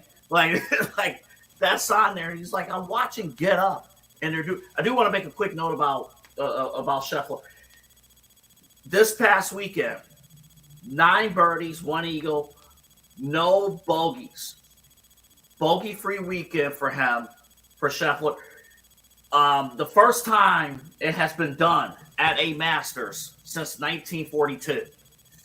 Yeah, I mean, and that was good enough for second place. So, I mean, it's not like he was completely out of it, too. And, you had some of the best golfers in the world there. So, yeah, I mean, it's going to be fun to see, I think, a little bit maybe where Scheffler and Rory might have a little bit more of these duels. I think golf could go with that because, again, those are kind of the 2 household names that everybody knows. And that's always what we always missed with Tiger. That was the one complaint about the greatness of Tiger was that there was never really a rival to keep him honest. And with this case, we might have it for at least a few years on the PGA Tour. We're seeing, and Eli brought this to my attention. We're seeing what you're asking for, Rob, in tennis. When you're seeing like two of the top guys with charisma carrying the sport for generations to come. Eli, what did you see earlier?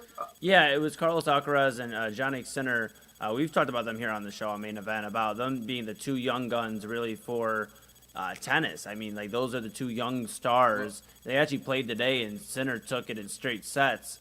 And I just think it's interesting. You know, we're looking for relatability in sports. We're looking for somebody to, because I'm going to be honest, usually to play tennis or golf, you need a little bit more money to be able to do that sport. So you're looking for somebody that you can relate to, man. And I think tennis is doing a better job of it, and Sinner and Alcaraz are two guys that can be relatable, especially when the world's looking for something different, when the NFL is outpricing you for their biggest games, or WWE doesn't want repeat, returning customers. They don't want repeat business.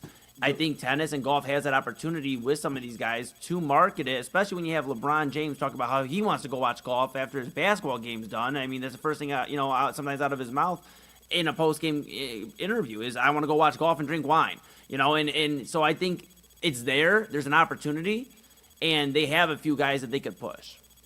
Well, and the thing is, and let's stick on tennis for a couple seconds here. Tennis had that. Tennis had that before Skinner and Alcaraz.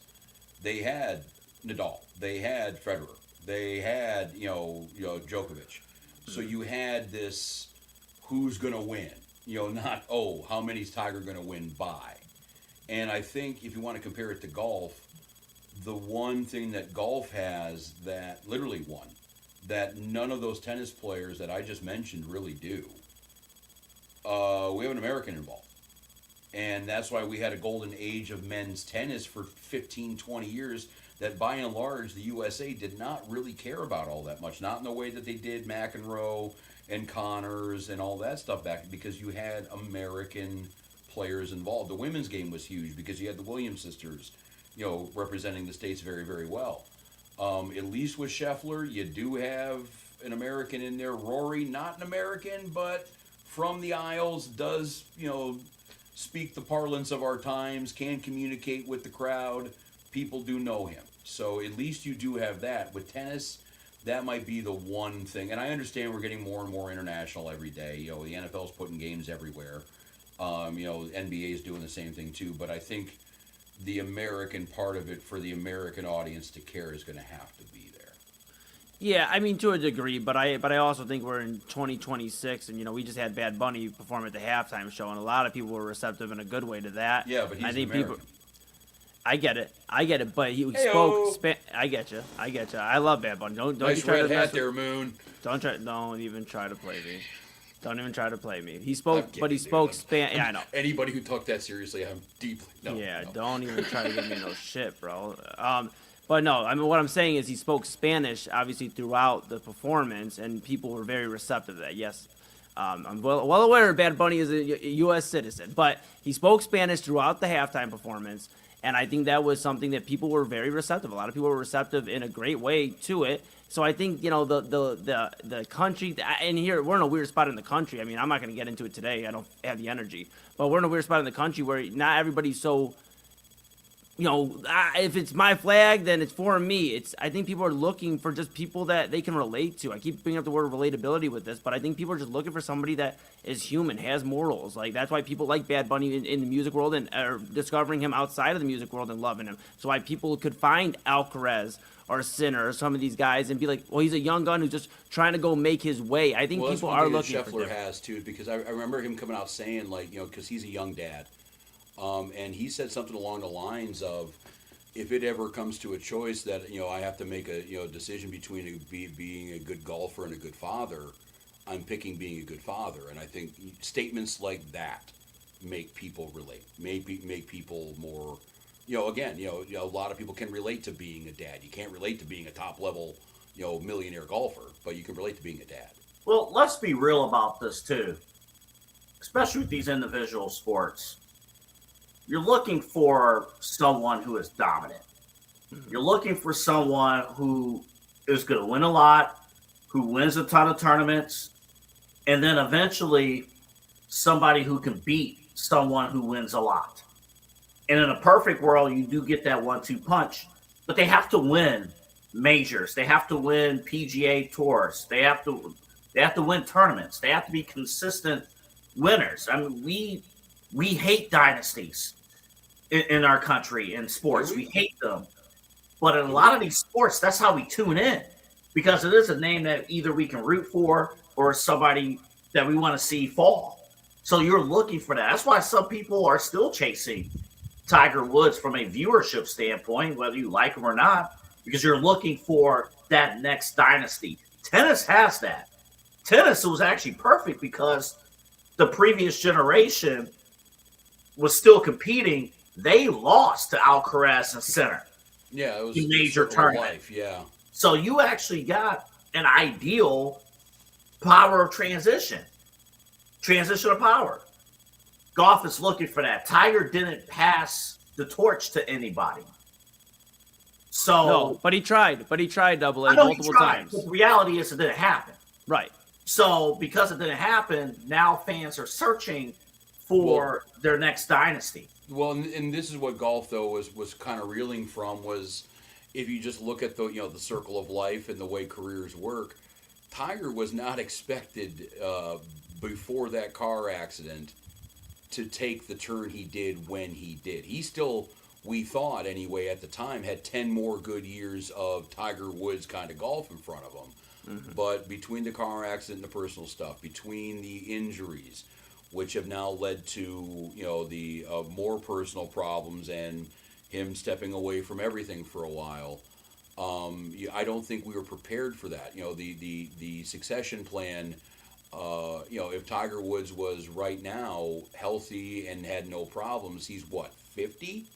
Right. So he would be about the age where he is, tipping the cap to Scheffler, and he is, dealing with Rory a little bit. So, yeah, that kind of deprived golf fans of that. That was just life in general. Yeah, but I also think. What's up?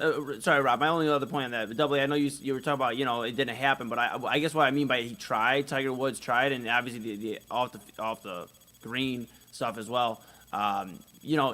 He tried, but there was nobody ready for it. Like Rory tried, he tried to hand it to Rory, he wasn't ready for it. He tried to hand it to Jordan Spieth, he wasn't ready for it. And then and Tiger's ran into his own problems off the green, so there really hasn't been to your point, a transition of power because the king hasn't been there. The king of golf hadn't been there to hand it off, and when he tried earlier, nobody was ready. Well, good point. Let me respond to that real quick. It's not the responsibility of the dominant person to hand off to the next person. The next person has to take it. Right. Like you know what I mean? Like, it's not Michael Jordan's responsibility to hand off the NBA to Kobe Bryant. Kobe had to take it. Mm-hmm. Same with LeBron. Same with Stephen Curry. Like, you could actually say that it was those guys' responsibility to force somebody to take it, not to give it. Exactly. But the other thing I do want to say, we are pretending that Tiger and that dominance replaced somebody else in the same dominance, who replaced somebody else in the same dominance. We've never seen Tiger or any golfer win at the rate that Tiger Woods did for when he was at the peak of his powers. So asking any golfer, even if it is a 25-year-old Jack Nicklaus or a 25-year-old Arnold Palmer to come in and be what Tiger was, that's like asking, in 10 years, when the Dodgers have a new DH, hey, are you going to be pitching too? Like, I get what you're saying. It's just not a right expectation. Well, we're not. I don't think we're saying be Tiger Woods. What we're saying though is be the face of the sport though, and step up. And there was nobody even stepping up that was consistently playing Tiger, to real quick. That somebody that was playing to a consistent level to where you could be like, this is the next face of golf. There was nobody we could draw our fingers to, even casual fans going, okay, I know so-and-so is going to do that. There was always a moment of that, but there was never. We brought up tennis earlier. You had the transition from Nadal, Djokovic, Federer, all these guys, and then the new wave right now. And we've seen it in NFL, NBA, MLB, we've seen it. So we're not saying be Tiger Woods. Yeah, he's in a world of his own. But somebody had to step up and at least take the next era, and we kind of been waiting for that in golf. But again, the difference is too, before Tiger, what you'd say the faces of golf, and I use the term faces plural. You had Jack and Palmer, you had Chichi Rodriguez, you had Gary Player, Trevino. You had that assignment of face of the sport was covered by a group. Tiger was the guy. You had maybe Ernie Els was a brief challenger, VJ was a brief challenger, Mark O'Meara was a brief challenger, but no disrespect to those guys, are world-class golfers, that almost felt like a champion pro wrestler just being felt jobbers the whole time. Like, okay, I'll run my program with this guy for 3 months. I'll run my program but nobody stuck. Nobody was there long term. And at least now, we can play this game of Rory or Scheffler or you got Jason Day out there. You got a lot of great players out there who it's going to be up to them to be the personalities and have the game to kind of take the attention. But golf's probably it's definitely in a much better spot than maybe 10 years ago when they were still hoping Tiger would come back and be Tiger at some point. My last point on this, these guys right now, they better take it now, because Charlie Woods is on his way to Florida State. He has committed to, some sport called golf. Florida State, he'll be there in 2027. He's the one I feel bad for, because I know the every expectations son of a pro are athlete, so high. has been just as great. Ask Michael Jordan's kids, ask Bronny James. Yeah, he's going to be walking in, and they're going to be asking why he's not walking on the water his freshman year. And with all the stuff that's going on with his dad, we could spend a ton of time this summer talking about all that situation. And he's going to have something that his dad never had in college: a big ass paycheck. Mm-hmm. I don't care if it's golf. That's why he's going to college. NIL money. That's why he's going to college. Yeah, because he's going to get paid. The load of NIL money at Florida State too. It's going to be warm all year long. Yeah. Get the Waffle House waitresses ready to go. But yeah, I mean, again, it's going to be and it's not just sports. That's just kind of the quintessential son of a great man, son of a big deal kind of thing. But yeah, we'll see what happens. This is the main event here on the Inside Edge Podcast Network. We got news and notes. A few more minutes here with Eli Moon, AA Anthony Alford, and myself, Rob Rozycki. Next story, I guess you guys see Doc Rivers got shit canned. Sorry, that's not meant to be funny. Sorry. Hold on. Let's try that again. Say it again, Rob. We'll try again. Doc Rivers got shit canned. Okay. Yeah, that wasn't. No. But yeah, did you guys hear that the Milwaukee Bucks?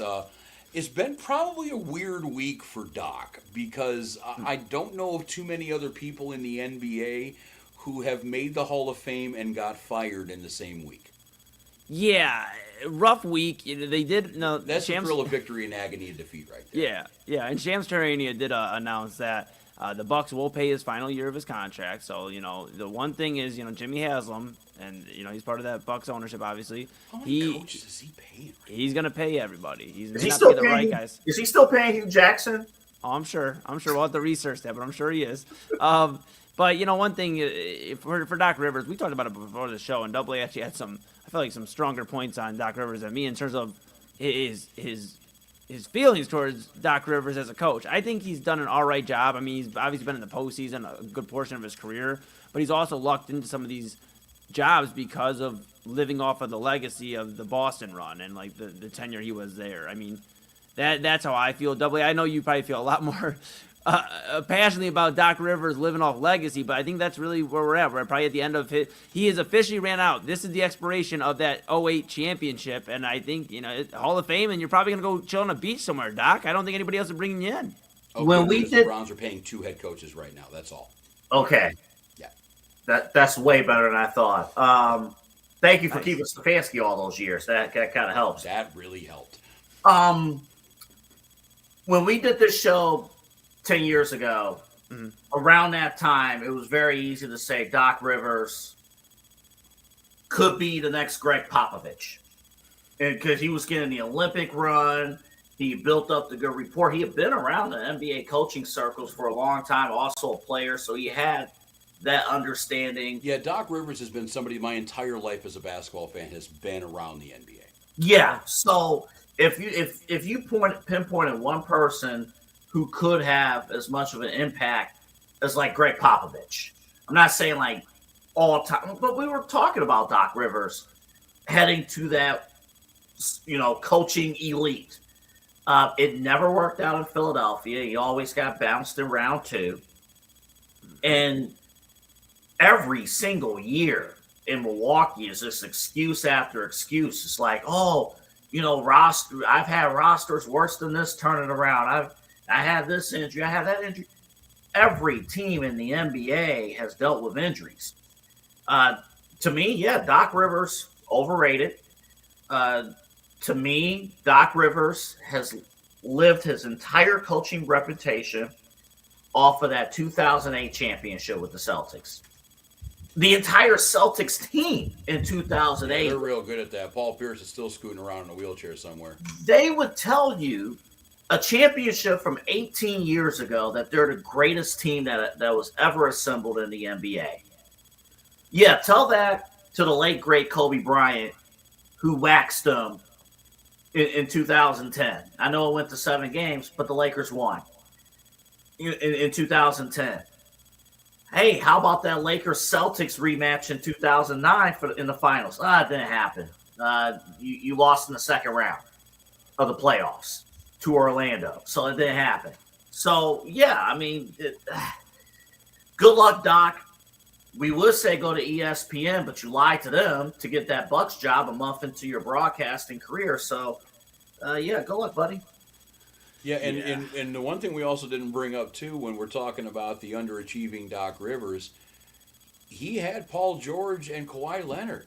He had that Clipper run where they were supposed to be the next big thing for a pretty long time, and it never really kind of materialized. I don't think he ever really got, did he even make a conference championship with that? No. Speaking of the Clippers, I do want to give a shout out to Ty Lue. Ty Lue said, I think that they were at the end of December or mid-December, they were like 6-20. And Ty Lue said publicly, we're going to go 35-20 to close out the season. The Clippers are the first team to start that badly and finish their regular season with a winning record. They're in the play-in. They might be in the NBA playoffs. Congrats. Yeah, they did not go 35-20. I believe they went 37-18.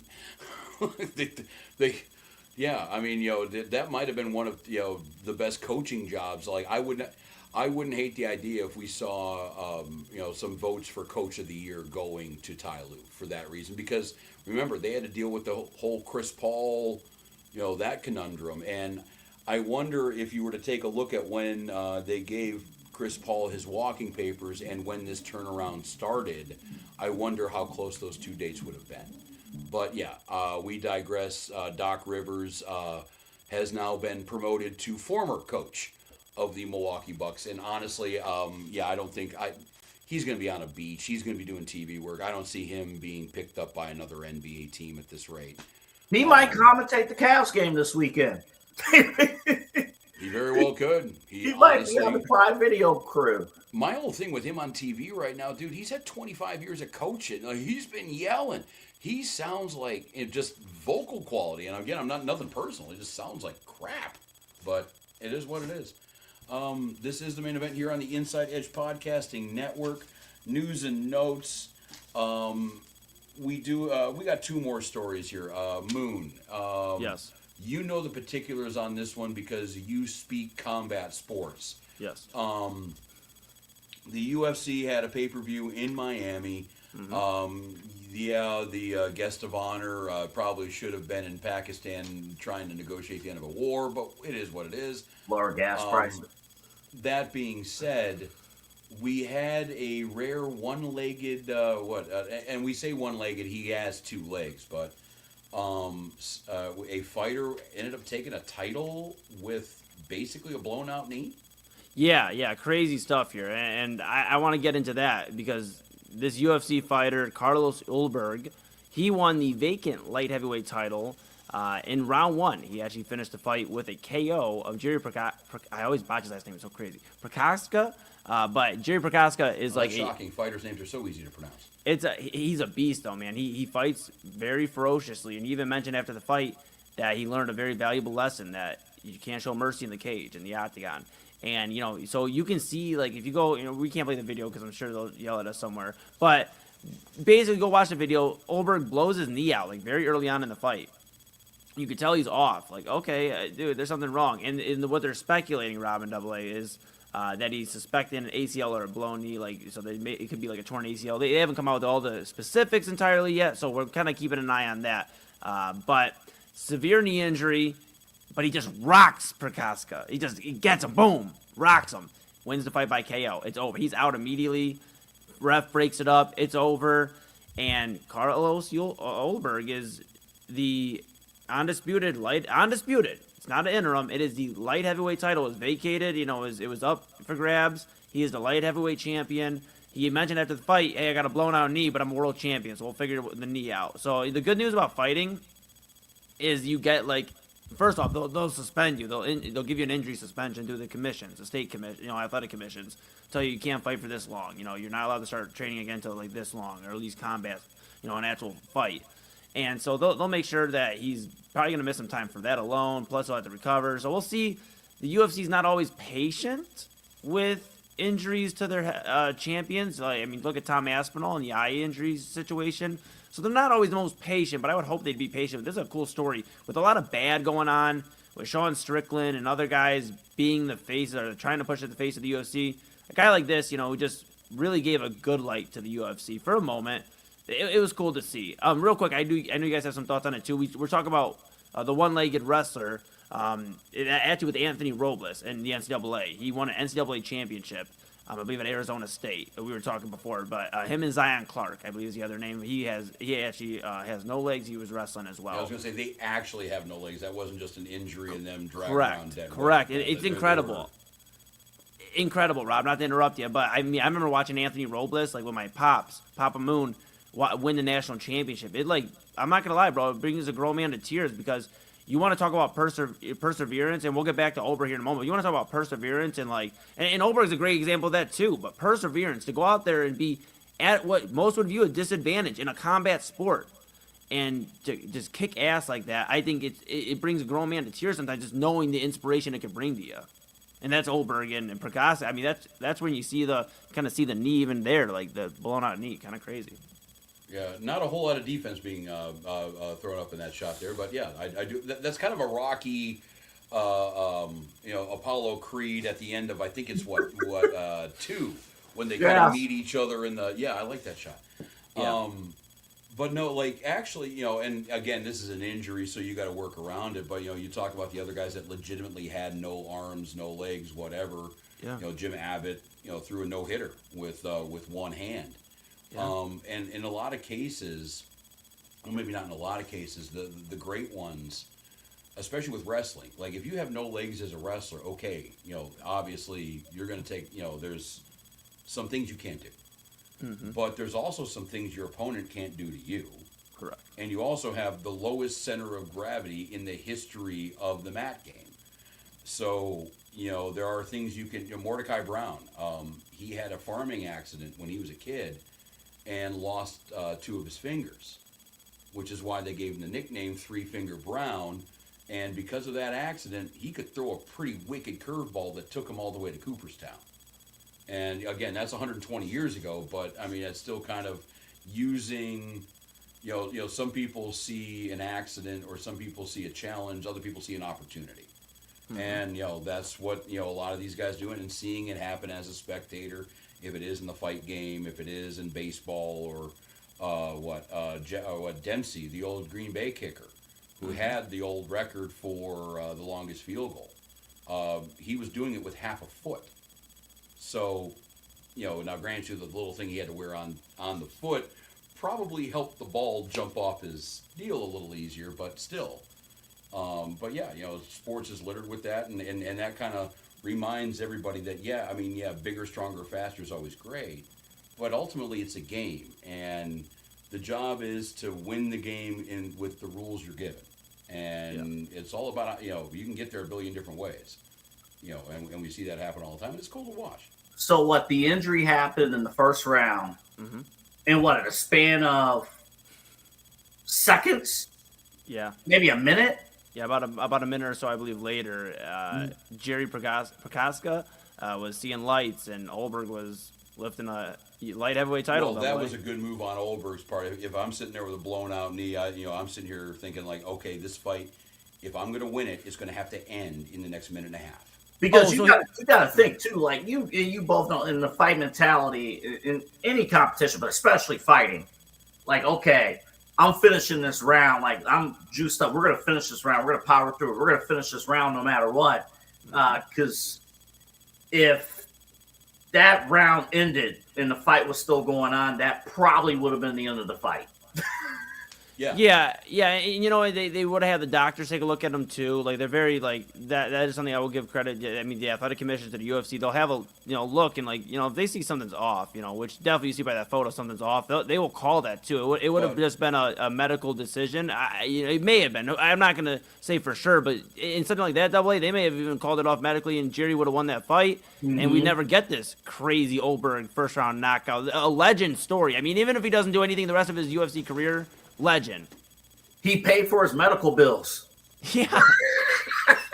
But what helped him out though was the time, because you look, AA put that the art up there. Yeah, if you looked at it closely, and I'm sure you could see him limping, if it was a moving picture. But you'd have to look at it closely, and you kind of think something's wrong. Guarantee you, 10 minutes later, that thing's going to swell up the size of a pumpkin. Yeah. Then that'll get called. So, he had a few minutes before nature kicked in and the body started protecting itself, and he took every advantage of every second he had, and it was just, we better, if we're going to win this fight, we're going to have to do it in 90 seconds. Let's go. Dude, I mean, look at that. Oh, my goodness, bro. That just, pain, bro. I mean, I had a Charlie horse the other day, and I thought that was pain. Look at that. That's well, Charlie horses are bad. I ain't gonna lie to you. They are. I mean, they got me swearing like a sailor when I get a Charlie horse. It's bad, but the worst time to have a Charlie horse is when you're living by yourself and you have nobody else to turn to. Which that's happened in my case. You don't want those. Oh yeah. You guys are all right though. Congrats. And again, if nothing else, him winning that fight, the amount of money that you win versus in a loss, he covered his medical bills with that W. So, yeah. Oh, and with the exposure he's gotten, he's fine right now, and I mean as fine as one can be with a blown out knee. But this is the main event here on the Inside Edge Podcasting Network. We got news and notes. One more story right now. And this is the one that's been kind of tabloidy and kind of catching the eye of a lot of people in and out of sports. And I regret that we have to talk about this. I don't want to do it in kind of the normal way, at least personally. I know we got Mo and Curly over there. They might be doing a few other things. But the Athletic, one of their news reporters, one of their NFL reporters, Diana Rozycki, these are the photos. This is courtesy of what I believe the New York Post. Yes. Was spotted, and again, spotted it looks like on vacation, with the lunkhead there. Next to her is Patriots coach Mike Vrabel. And this was something that broke earlier this week, and looks like, unfortunately for Rozycki, the ball is rolling downhill. The Athletic originally had her back, said everything was fine, and a couple of days later that turned into a temporary suspension while they investigate. But either way, this is currently kind of being used as an example of the state of modern media. And right now, I want to use it as an extreme completely double standard right now because for anybody familiar with this story, the headlines you're seeing is Diana Rossini involved with or incriminating photos. And again, I want to say straight up, we don't know what the hell that means. They were in a pool together. That's all we got.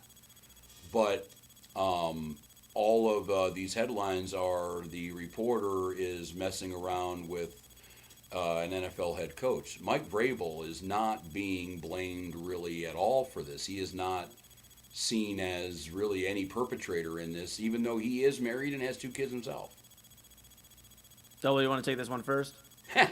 Well, yeah. First, this is loaded, and I don't even think we'll have time to hit every. Yeah, single this is one of these that's going to be kind of tough to knock out in 5 to 10 minutes here. But yeah. Okay, so let me first address the relationship part of this for a second.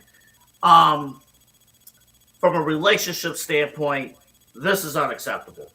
The locking of the locking of hands, the hug, fine, but the locking of hands and stuff. So from a relationship standpoint, me personally, I would not handle that well.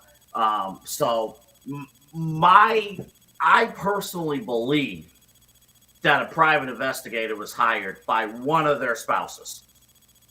One of them. I don't know who, but one of the spouses hired a PI because from that rooftop, you cannot take an iPhone photo from that distance, and you probably can't take an Android photo from that distance. That's a private investigator shooting from maybe 500 feet away, zooming in and getting those photos.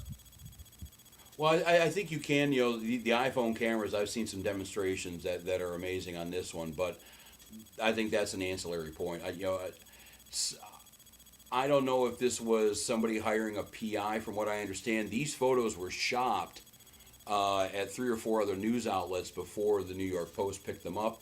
And New York Post, obviously in direct competition with the New York Times, parent company of the Athletics, so this was dirt on a competitor for them. So I'm sure that's probably one of the reasons why they went there.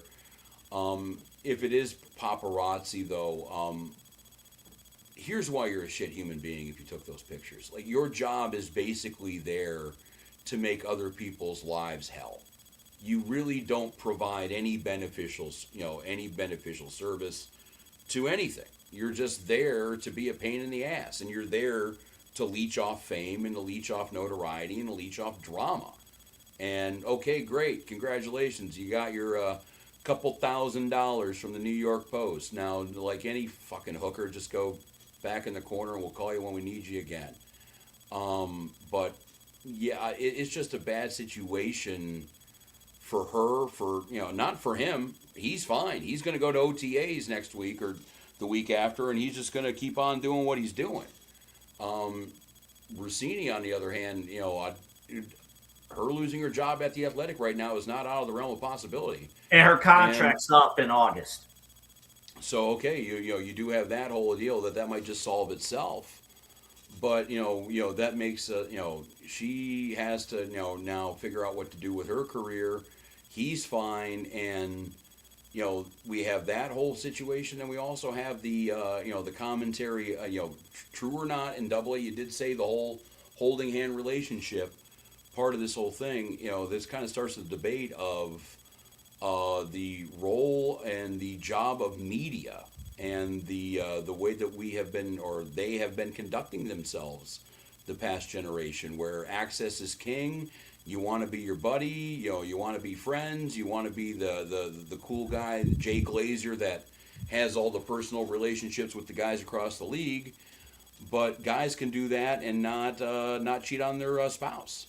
But it seems like this is where Diana was at, and if true, I don't know. This is a great point, because in 2026,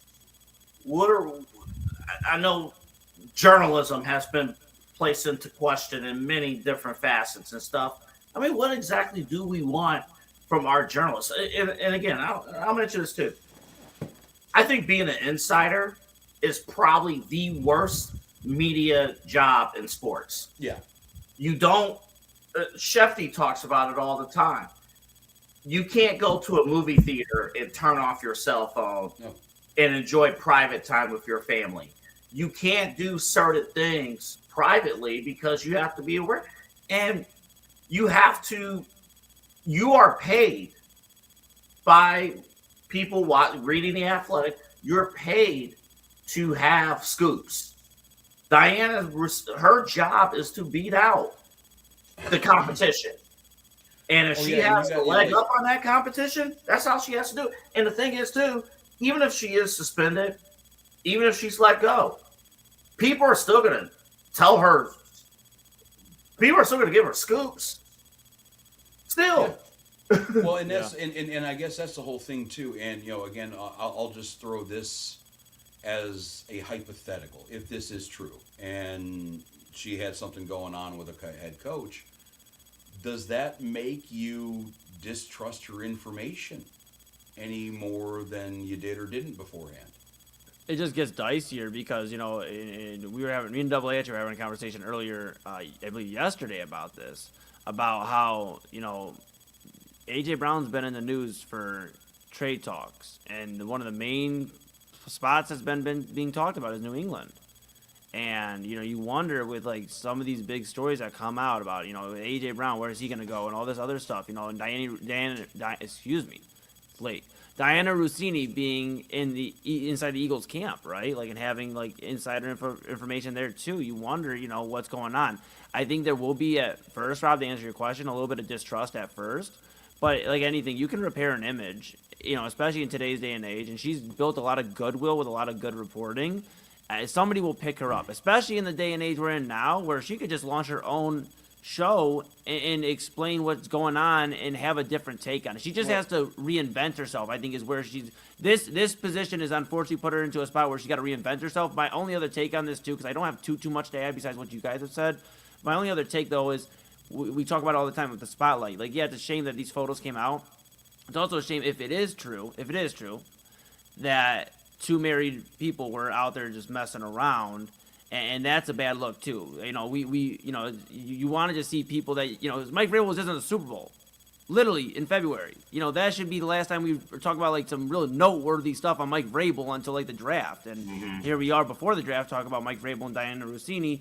So I just think it's a bad look. It's a shame that this is the world we live in, unfortunately, where the dirt always just flying around. There's also a bad look on, if it is true, two married people that are, for Mike Vrabel, a leader of men, and Diana Rossini, somebody respected in multiple franchises' locker rooms. Well, two things. If she is fired, one of the cause for unemployment would be if she's found to be lying about being around friends. There were 6 other people and stuff. If the Athletic finds that wasn't true, that will be cause for termination. But the second if that wasn't thing, true, that's pretty fucking stupid. You're going to go out in public with somebody who you're not married with, when you're both recognizable. From what I understand, when they were originally shopping these photos out, they were shopping them as, hey, we saw the Patriots coach with a brunette that's not his wife. They didn't make the connection that it was an NFL reporter at that point in time.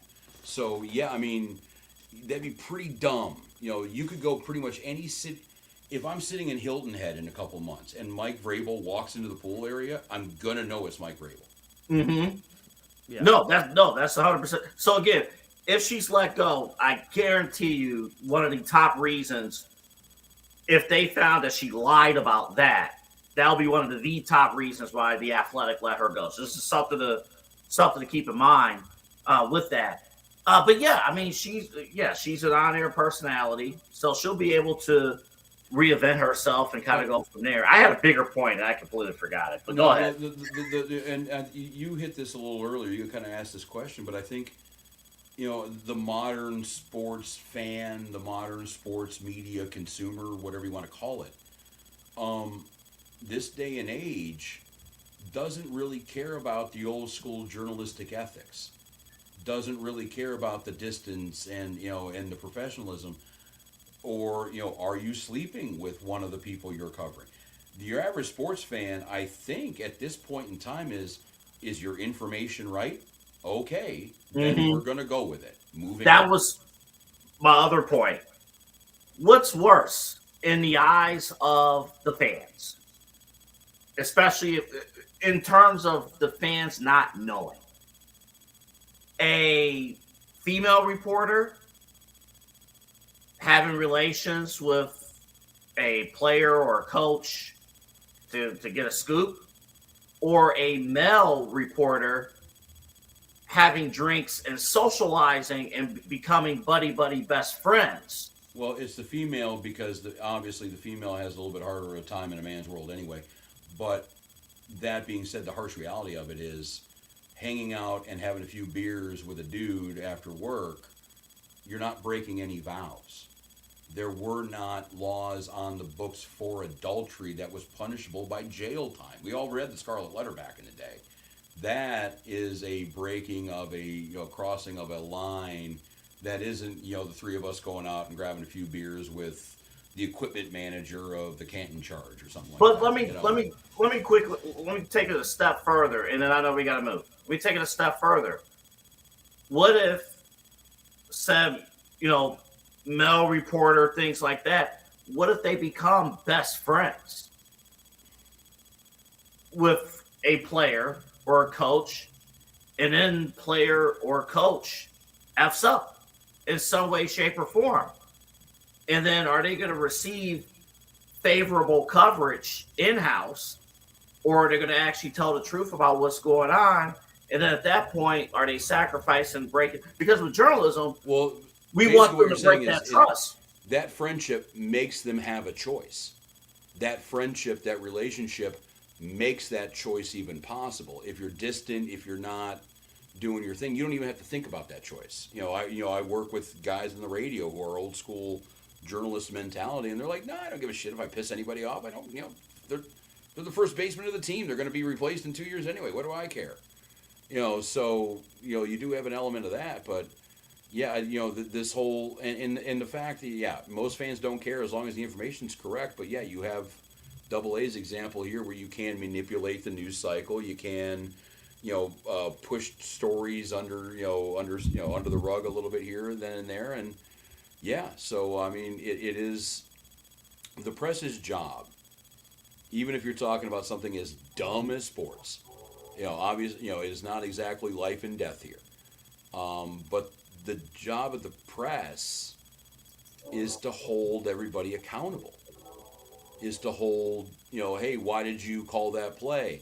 Hey, why did you get that DUI? Hey, why did you trade that player? We're here to, think Pablo Torre and Steve Ballmer and the whole salary cap bullshit.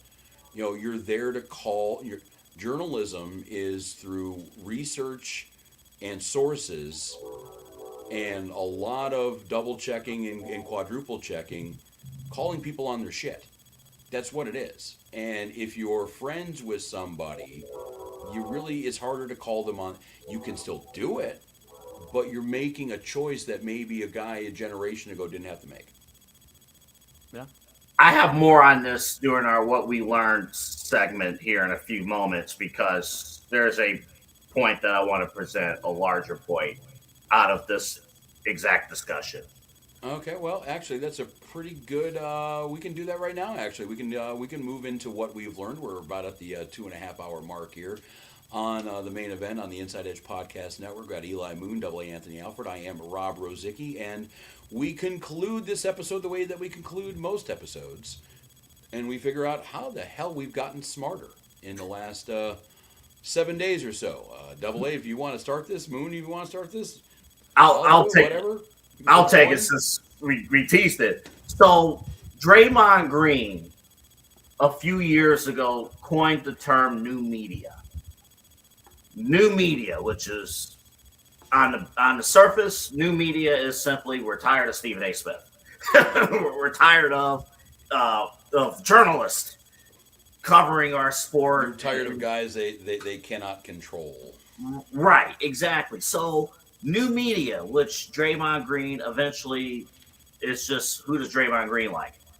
But Draymond Green an active player who is still active, still participating with the Golden State Warriors in the NBA, has a live podcast, is offering live commentary against the players that he's facing. And I bring up Draymond Green in particular because of this Diana Rossini and all this stuff going on. These journalists, these insiders, are competing with active players. They're competing the with ultimate insider. They're competing against former players. You got guys who are in those social circles. You know, Cam Newton, he could speak on the game. He played it. He competed in the Super Bowl. He was right there. And those primary sources, they're going to those athletes, telling them the inside scoop, telling them the inside edge of what's going on throughout the league, throughout the NFL. The media, the new media with the players, they know way more than what they can share over the air. Oh, yeah. Way more. Way more. So now, the old school media, traditional media folks, us, or in particular the insiders, it's their job to get those scoops, however it may be. But as Rob mentioned, justify the means is what we basically the big question. Right. But as Rob brought up just a few moments ago, it comes with a cost. Because all of a sudden, can you get too cozy? Can you get too comfortable with your source? And this is where now people are in trouble. And unfortunately, it could cost families. I was going to say, these people are not worried about just their careers at this point. They're worried about their marriages and their families and their lives. They got kids. I think Diana Rossini, has 2 young kids. And then Mike Vrabel, I think his kids are older, but you're talking 25 years of marriage. Past college. Yeah, you're talking 25 years of marriage. So basically my question and what I'm learning and what we have learned this week, how far do you need to go to get the story? How far do you need to go? Are you able to get the story without crossing journalistic ethics in order to beat out the competition? Or do you have to take it a step further each and every single time? Did you ever see Boondock to Saints? Land those deals? Go ahead, Rob. You ever see Boondock Saints? It's been a minute, but yes. Billy Connolly, the old man in the movie. Remember what he says at the end of the movie? The question is, it isn't how far are you willing to go? The question is, are you willing to go as far as necessary? And that's where we're at. The bar keeps getting pushed. And yeah, maybe at some point in time we hear about a male reporter having to resort to such issues. So yeah, that's... And the scary thing, and then I'll leave it at this, the scary thing, because right now women's sports, they're gaining popularity, but it's not all the way there, right? What happens though if a male insider has too much of a cozy relationship with somebody named, I don't know, Caitlin Clark or Angel Reese or some of these other female superstars or coaches? How would we cover that? So there, ladies and gentlemen, when you're reading stories across the board, the media is reporting what they can report. But there's a lot of things that they're told each and every single day, locally and nationally, that is kept in the back pocket. It's up to you guys, the consumer, to determine what you want to see and what you want to believe. Because not everything you read is 100% laid in truth. But it doesn't mean that 100% of what you read is false either. It's media in 2026. We got to find a way to get with the program. All right. Well, hey, I'll take it from here, Double A. I'll talk about some good media and some good coverage that we're doing here. What I learned this weekend is we have another week to share some great news with our friends of the Mentor High School and the middle schools. I want to go ahead and pull this link up. We didn't get a chance to go over it earlier, but I've been excited about this. I obviously make music. I'm part of the collective Lahele. We do a lot of shows here in the community, and we do shows, out of state as well, and just building a real cool community. And music's really changed my life and saved my life many of times. And I think it's real cool. We actually, we're working with the Music Mentors Scholarship Program raffle. So, if anybody here in the Cleveland area, we're Cleveland's digital leader, but make sure you support it. It's Mentor High School's 2026 Music Mentors Scholarship Program raffle. You go to this link, go.rallyup.com/Music Mentors 2026. Music Mentors is a nonprofit boost organization. They're going to serve, and they do serve, the Mentor Public Schools bands at Memorial Middle School, Shore Middle School, Mentor High School. This Music Mentors organization consists of parents, and teachers, and students. They're all working together to promote music in the schools. And Music Mentors supports Mentor High School's Fighting Cardinal Marching Band and the 175 students a part of that. So 100% of these proceeds are going to go from the fundraiser to the Music Mentor Scholarship Program, which will provide scholarships for the band seniors. Again, there you see the link below, go.rallyup.com/Music Mentors 2026. You can donate, win cool prizes over at the 2026 Music Mentor Scholarship Program raffle. Again, I'm a big music guy, and like I said, it saved my life, it's changed my life. Papa Moon and Mama Moon, they were really taking care of a lot of things, from between sports and music and everything else. And I remember my sister wanted to play the saxophone, and it was a big discussion between the saxophone and the clarinet and all these other, and is she going to play the trumpet maybe, or is she going to play the drums? Like, what does she want to play? And they settled on the clarinet, but it was a pretty penny, and I'm not going to disclose, and I don't really remember how much it was, but I know it was a pretty penny, and, my parents shelled that out. And that was, mind you, my sister was in, like, 5th grade. Fifth grade. This is like not even high school. So, it gets more expensive. You got all this other stuff. So really support Mentor High School. Support, with the link there, support Mentor. I know that's obviously Rob's rocking, so we'll support, your city, buddy. Yeah, we'll support your city. And something that's near and dear, like I said, to my heart as well. Music, is super important. So support somebody. And I just want to make this blanket message as well, this blanket statement. Even if you can't, you don't live in Ohio, you're like, okay, well, I want to find something. Go find somebody to support in the arts. Go find a community to support. Go find a venue to go rock out with on your weekends when you need a night out. It's so important right now in a world that needs creativity. Support the arts. So that's what I learned this weekend. Actually, and this isn't what I learned, what might help those guys out, and I saw a few videos on this online. Accomplished cello player brings out this 250-year-old antique multi-$100,000 instrument or whatever, and plays the the yo-yo or the Bach, the da da da da da da da da da da, and then he sets it down and pulls out a 3D printed cello from that morning, and it plays. It was, and I my first thought was exactly what you're talking about. Was like, how many kids who couldn't afford to do this can now have a chance to do something like this? And yeah, scholarship funds like that, no matter where we're talking, that always helps people out. The arts forgot a lot, especially what we're talking about STEM, and we're talking about politics and world affairs. Yeah, we still need people to play the horns or hit the drums or get on stage or start singing and rapping and painting and sculpting. So yeah, help them out for sure. Absolutely. This is the main event here on the Inside Edge Podcasting Network. I am Rob Rozycki. We got Eli Moon, Double A Anthony Alford. And what I have learned today, or this week, is that when the gods want to punish us, they answer our prayers. And in this case, I am talking about the state of Ohio and everything. It was something we all wanted. And I was a outspoken advocate for. I still am in a lot of ways. We are making a lot of money off it, but we have figured out the dark side of sports gambling. And believe me, we've talked about that a lot on this show with the NCAA, with other scandals, that whole Cleveland Guardian, best closer in baseball, gone thing. We've hit it. And we found out that it does benefit. We do get a lot of tax money from it.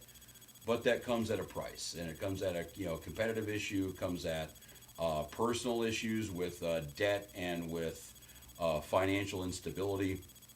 And the state of Ohio, even though they were pretty far off on 3 of the 5 points, put out a couple of bills with 5 things that they wanted to do to reform sports gambling in Ohio, because we've tried it right now where it was completely illegal. That we didn't like that. We've had it now where it's completely legal, and we're realizing that maybe there are some issues with that. We're trying to find that Goldilocks zone where it's just right.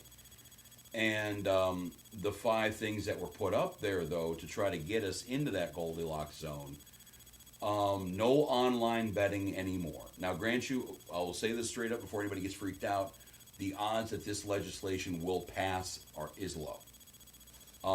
But no online bets, so that means you can't go on your phone, you can't go on your laptop. You have to be in a casino or a sports book to get this done.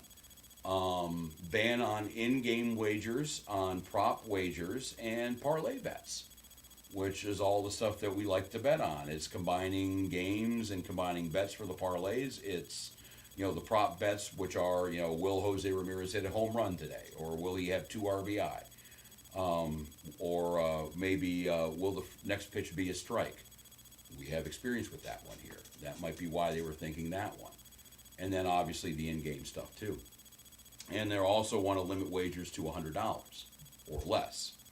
No more big bets. And the other 2 are no ads during games and no using credit cards to place bets. Those final 2 are the ones that I could wrap my head around. That those are at least a good beginning point when it comes down to the in-game ads. Just as a consumer, we see it happen all the time.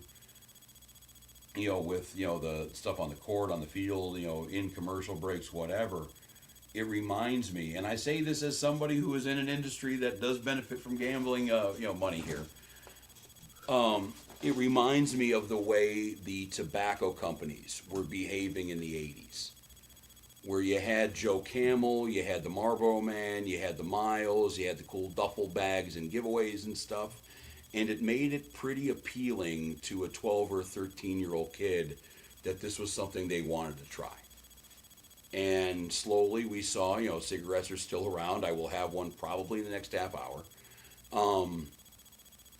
But we don't see commercials during games anymore. We don't see, a lot of the old ways of advertising that they had back in the day. And I don't think the industry's really suffered much for it. It's probably suffered more because it causes cancer.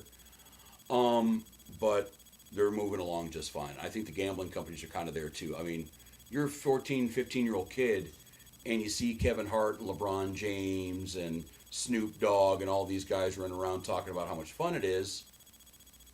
You don't realize that 95% of bets lose. So that's something they got to kind of keep an eye on. I think that might be a good walk back. And I don't want to play the moral police for anybody, and I don't want to tell anybody how to live their lives. I will, though, for 5 seconds. If you don't have the cash to put on a bet, then you don't need to put the bet in. You don't need to make debt. You don't need to put the plastic down. So, yeah, the credit card rule, I don't mind. That was something Ohio Lottery and the Keno had for a long time, up until fairly recently. I don't know why we got rid of it. But those 2 rules aren't bad, but you're going to have to be able to bet online. You're going to have to be able to do it in-game parlay and props, and you're going to have to do it over $100. If not, what are we doing? But, yeah, that's what happened. The gods wanted to punish us to answer our prayers. You know what happened? One of those lawmakers probably watched one too many no flex zone commercials from Wingstop and said enough. We're putting this in. It's over. Forget about it. No more Kevin Hart. No more LeBron. Yeah, but I mean, it really does remind me of Joe Camel and the cartoons, and you go back and find a cigarette TV ad, which they did exist, from the 80s. And a lot of them, I mean, they look like they would a toy ad or, something geared towards children. That was something they had to walk back in Congress and fix. But, I think the gambling companies are kind of relying on the same strategy right now. Yeah, it's tough. Eli, I'll kind of defer to you because you better stop deferring to me. I will defer to you, Mr. Parlay. I had this 10 leg parlay on a Monday night. Look, it's been a little rough out here, guys. All right, it's been a little rough out here for my 50-cent parlays, my send them to the moon parlays. We did hit in college basketball for like $237 off of $1, and that's what they're trying to take from us. I know we got to wrap the show up, and I got more strong takes on it throughout prime time this week. So make sure you tune in Monday through Thursday, 10 to 11 p.m. right before Midnight Run with Double A Anthony Alford. So you'll see us Monday through Wednesday before getting your Rozycki fix on a Sunday again here. We're back again next Sunday. I will say this real quick. If they're going to take away our 50-cent bets. 3 plugs in 10 seconds. That was impressive. Go ahead. If you are going to take my 50-cent parlays away, where I can send it. Experience, by the way. Yes, absolutely. QR code up there to the right. Go to take it to InsideEdgeNetwork.com/partners. I got 5. So all I'll say is you're trying to take the 50-cent parlays, the fun away from it. Look, there's other laws that they're obviously trying to put into place too here in Ohio that we don't have enough time to go over, but they're just trying to ruin all the fun stuff. That's all I'll say. They ruin all the fun stuff. Hopefully this doesn't go through, because if I can't put a 50-cent parlay in like I did today on a 5-leg home run parlay that didn't hit, but I had fun doing it, then what are we doing here?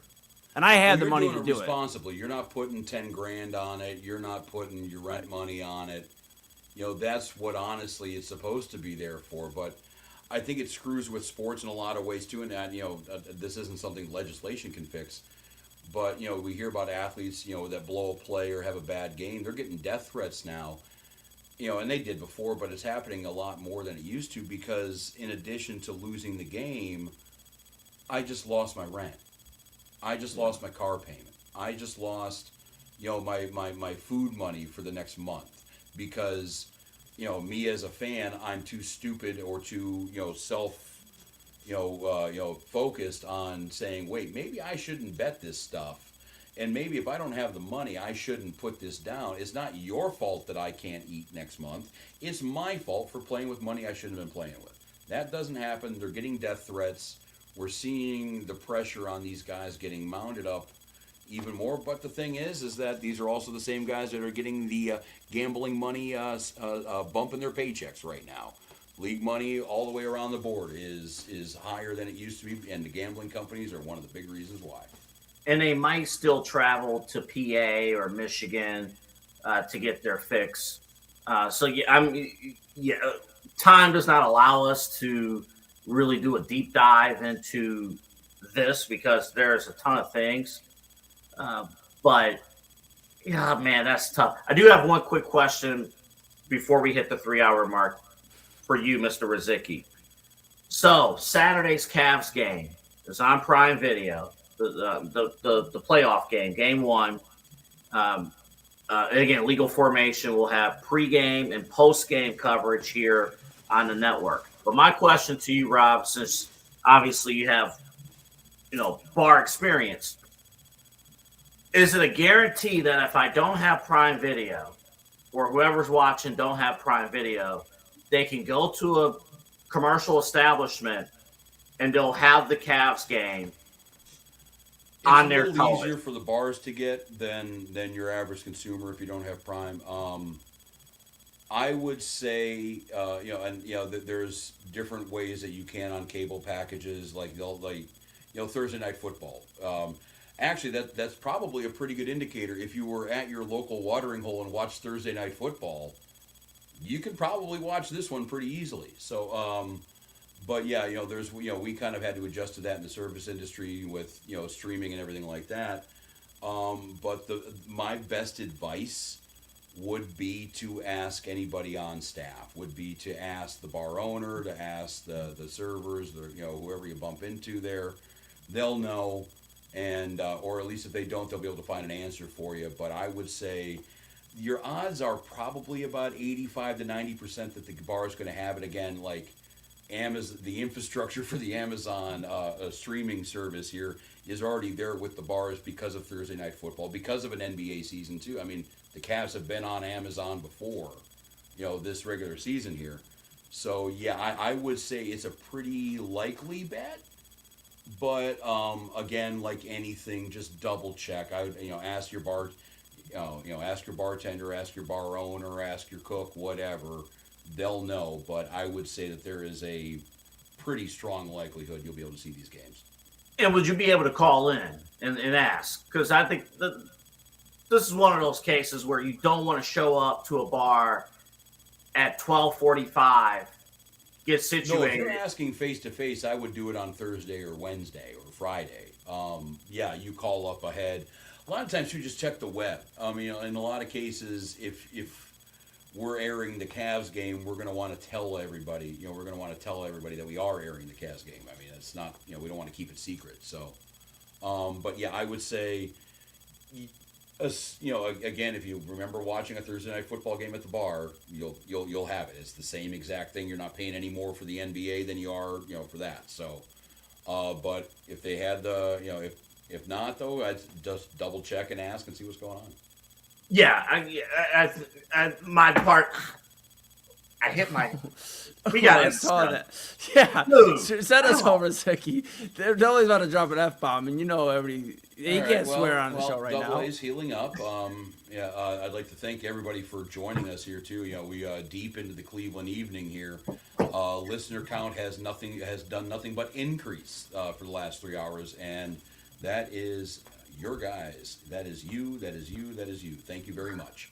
But again, thank you for sticking around with us. We will be back next week around this. Well, actually, no, early next week. Yes. We're going to be doing a matinee performance because the co-host of the Side Hustle podcast has WrestleMania duties, and I'm sure we'll bring up WrestleMania and really tease. And spoiler alert, how little of a shit I give about it. You're not alone, buddy. You're not alone on that one. That's the WWE's problem. Is that group is pretty big. So. Remember to watch. Yes, Remember to watch the WrestleMania preview show Friday morning. Side Hustle. Yes. Actually, yeah. For me, Yes. the podcasts around wrestling right now are far more entertaining than the actual wrestling. So, yes, Side Hustle podcast. Do what you do there for sure. Yes. But yeah, we will be around Sunday afternoon. And again, thank you guys for listening. Thank you guys for sticking around with us for 3 solid hours till 1:30 in the morning.